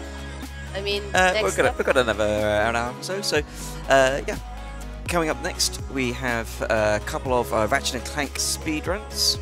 It's Going Commando, loaded all platinum bolts by Super. What was it again? Super Skank. Skank, yeah. Yep. And then following from that, we've got Up Your Arsenal. You get it. The NG Plus any% run, which is a race between Tana Winner and Ricky. So that's very exciting. And then after that, we've got the Majora's Mask run by Ragan71, which is a glitchless any%. So it's sort of as intended. And then finally finishing off the stream with Pokemon Ruby Sapphire any% by Epic Dude Guy. There's some bid wars going on actually, and there's the Legend of Zelda Majora's Mask file name, and winning is Batman with $114. Yeah, so if you want to change that, you need to donate a lot because it's way in the lead. And then there's another bidwar for Pokemon Ruby Sapphire, the naming bird. And Robin is in the lead with $148. And then there's the naming Mudkip. And there's Boomer in the lead. So, oh, this one is really, like, close. The trainer name. Rinoa and Super Player. Like, Rinoa is currently in the lead with $100. And Super Player is $97. So it's only $3 away from each other. And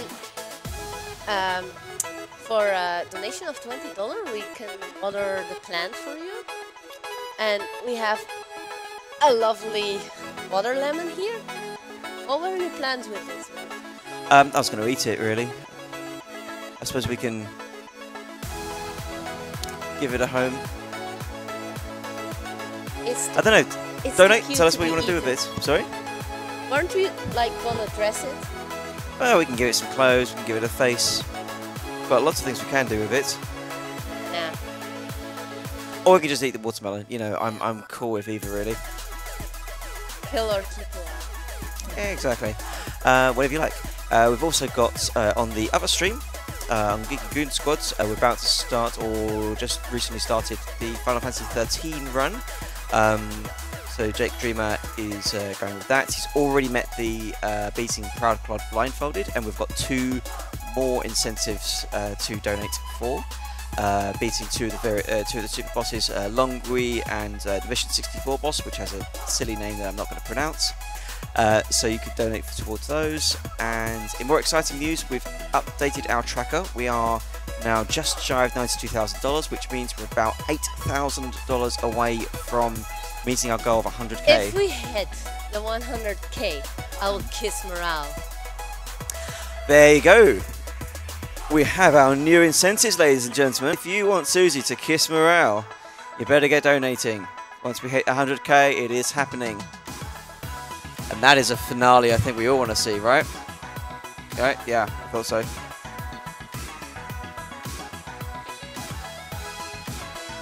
Uh-huh.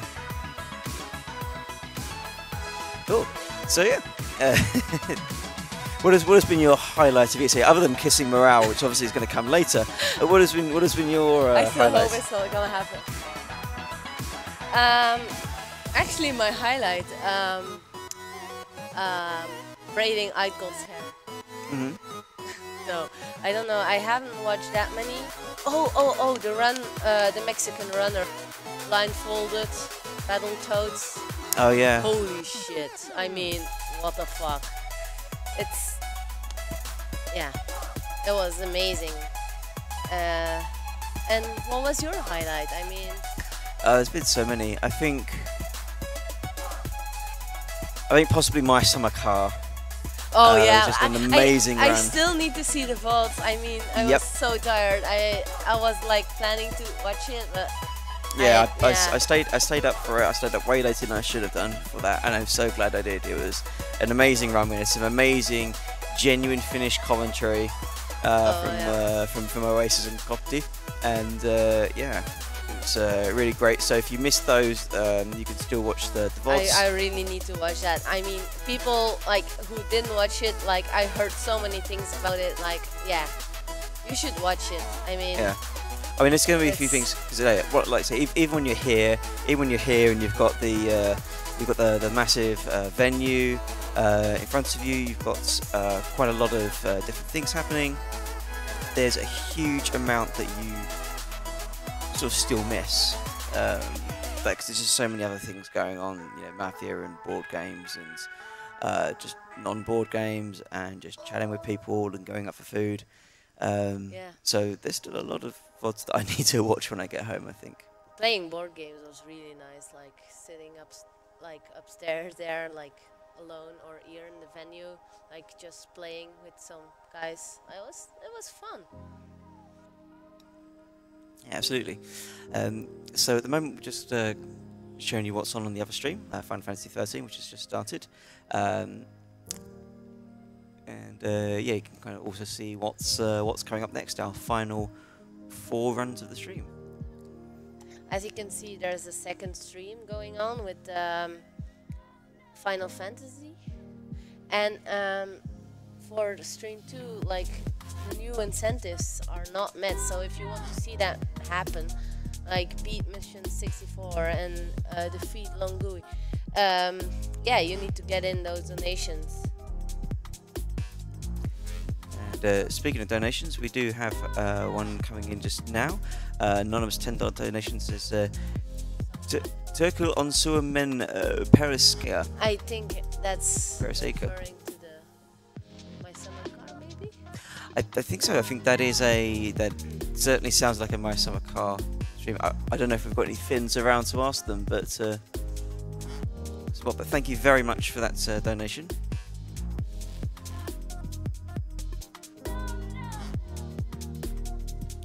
So yeah, keep them coming in. We are $8,015 away. So yeah, good. And they're still, I see they're still setting up. So yeah.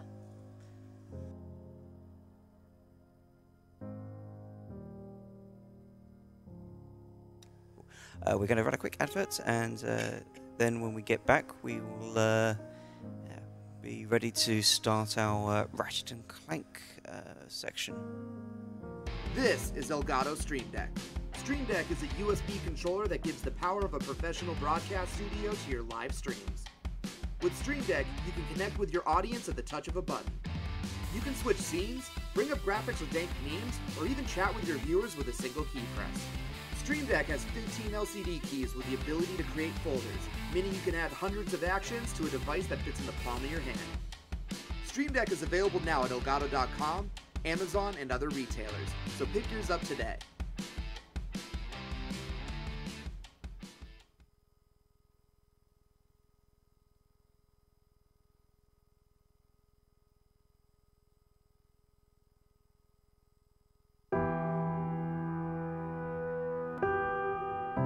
A community like Alpaw, it's a tough place to live. I don't want to get emotional.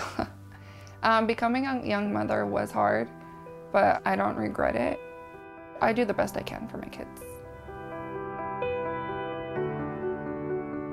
When we first arrived in Alpaw, there were students who were crying constantly. They were unruly in the classroom. They didn't have language skills. They couldn't walk in a straight line.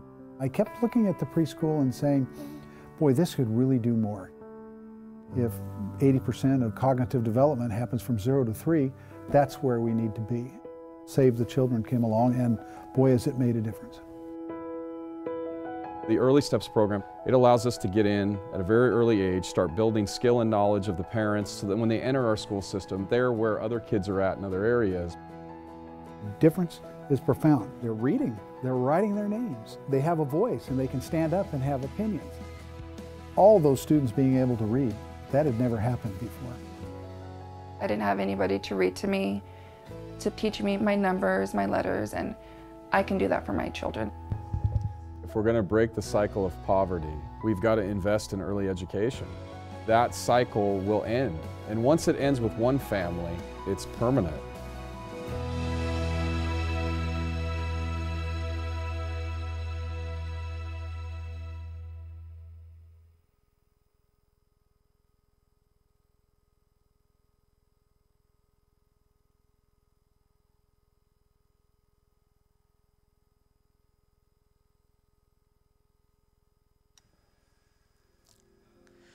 Okay guys, welcome back. As you just seen, we're raising enormous money for Save the Children. It's an incredibly important cause. It does a lot of great work, and you know, because you guys we've nearly got $92,000 to put towards more educational outreach programs. Some absolutely fantastic work that they're doing. So thank you very much for that. They can do with that money. They can do like a whole lot of things. Yeah. Like. So we've had a $5 donation in the meantime. So if you'd like to do the honor, Susie. Well, for $5, I'm not doing anything. What about this $25 donation here from Aureus Luna? So thank you very much, Aureus Luna. There's no comment attached to that, but we can only assume that it was to give our lovely plant friends Paul Danino a big squirt.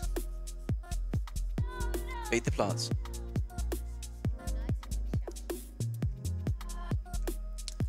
I do it on camera. On camera, perhaps. Yeah. You guys couldn't see it because it was off camera, but it definitely did happen.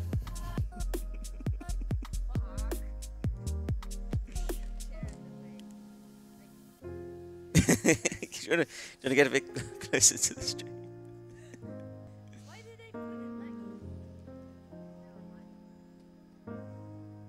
Daytime ESA, ladies and gentlemen. Like, it's still quite early for most of the people, I mean. Yeah, it's the final day. It's been going on for a week. We're allowed to be a bit tired. I think it's okay.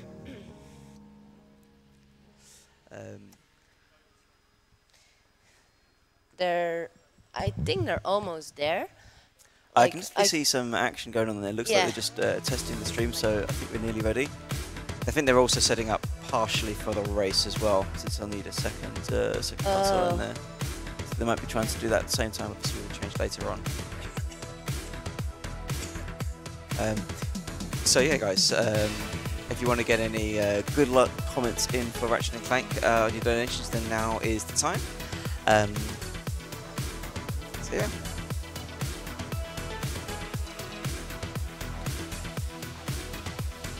It's almost done. It's almost done. I mean, our job is almost done here as well. Oh, you keep saying that, but we've got about an hour left. Yeah, I mean, it's only an hour. I mean, you don't have to. No. If you don't want to. No, I want it. I mean. Volunteer roles. Yeah. I hope my voice will keep up with it. Though. Well, at least you get to come back here later on with Meryl. No. Not in a hosting capacity, but you know, just for a special one-off event. That needs to be happening. Like.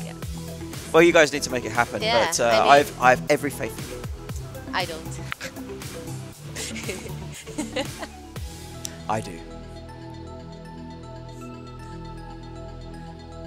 Yeah. Uh-huh. Uh-huh.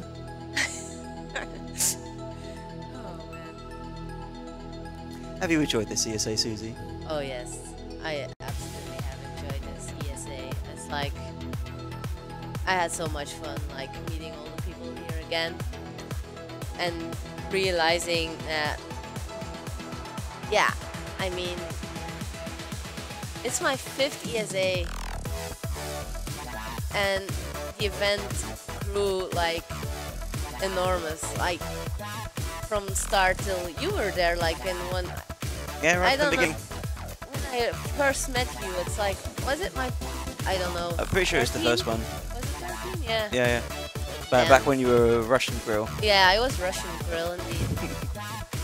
There was Pocky Grill and Russian Grill, and then there was not many girls here, and right now they're like, kind of, yeah. I'm not an extinct species anymore. Yeah. I mean, you know, you've come so far in that time. You've got your own name and everything. Yes. But yeah. And you, like, what do you think of the event, like, going on and rising and? I mean, I think it's been just absolutely fantastic. I don't know if you guys can see the venue. I'm not sure if any of these will show the venue, but quite possibly.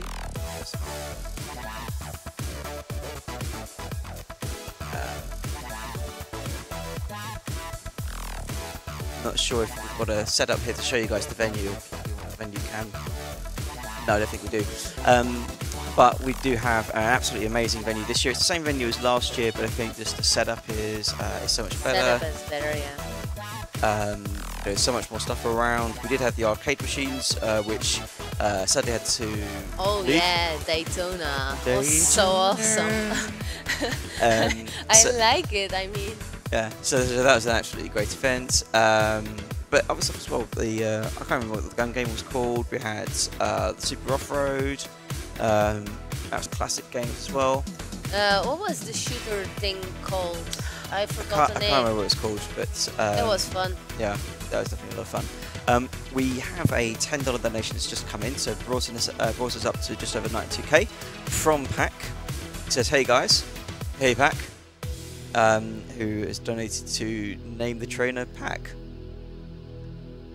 So, yeah.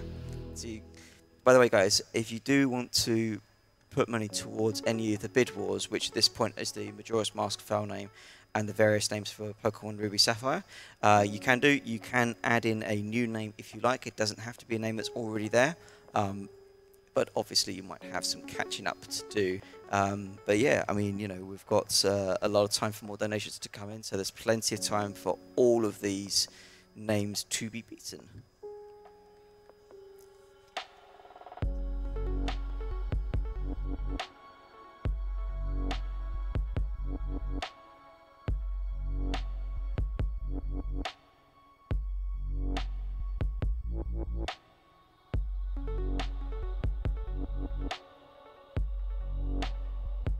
Wow, Pack really wants some help getting the trainer's name to be Pack.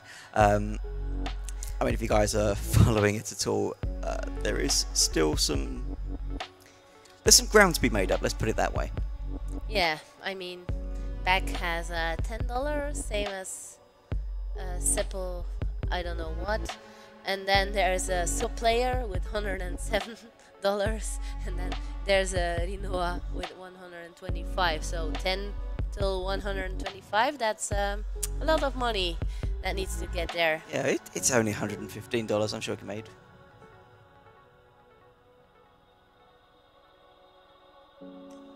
Okay, they're already testing sound, so that's a good sign. Like, I think they're almost there. Yeah, very good sign.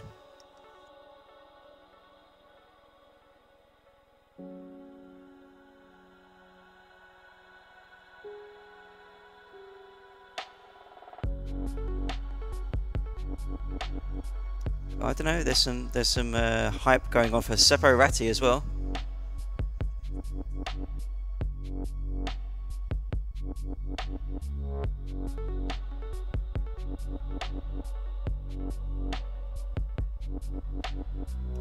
Okay, I'm getting signals that we are now ready to start the first of our 2 Ratchet & Clank games. So, best of luck. Is it Super Squank? Super Squank?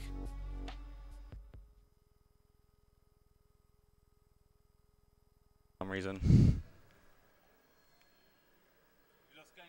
Yeah. It's gone. Okay. So this is Ratchet & Clank 2 going commando. Okay, audio's back. Yep, this is Ratchet & Clank 2, and the run's gonna be starting in a little bit. In this run, you need to collect all the Platinum Balls. Yep. But first, let's start the run before we start explaining things. Okay, just gotta save over this file, and then as soon as the screen fades to black, that's when the run starts. Yeah. Alright, so this is Ratchet & Clank going commando, and... Wait, what the heck? The time hasn't started. Ooh, I suppose we're gonna have to time with SDA now. Okay, as soon as you gain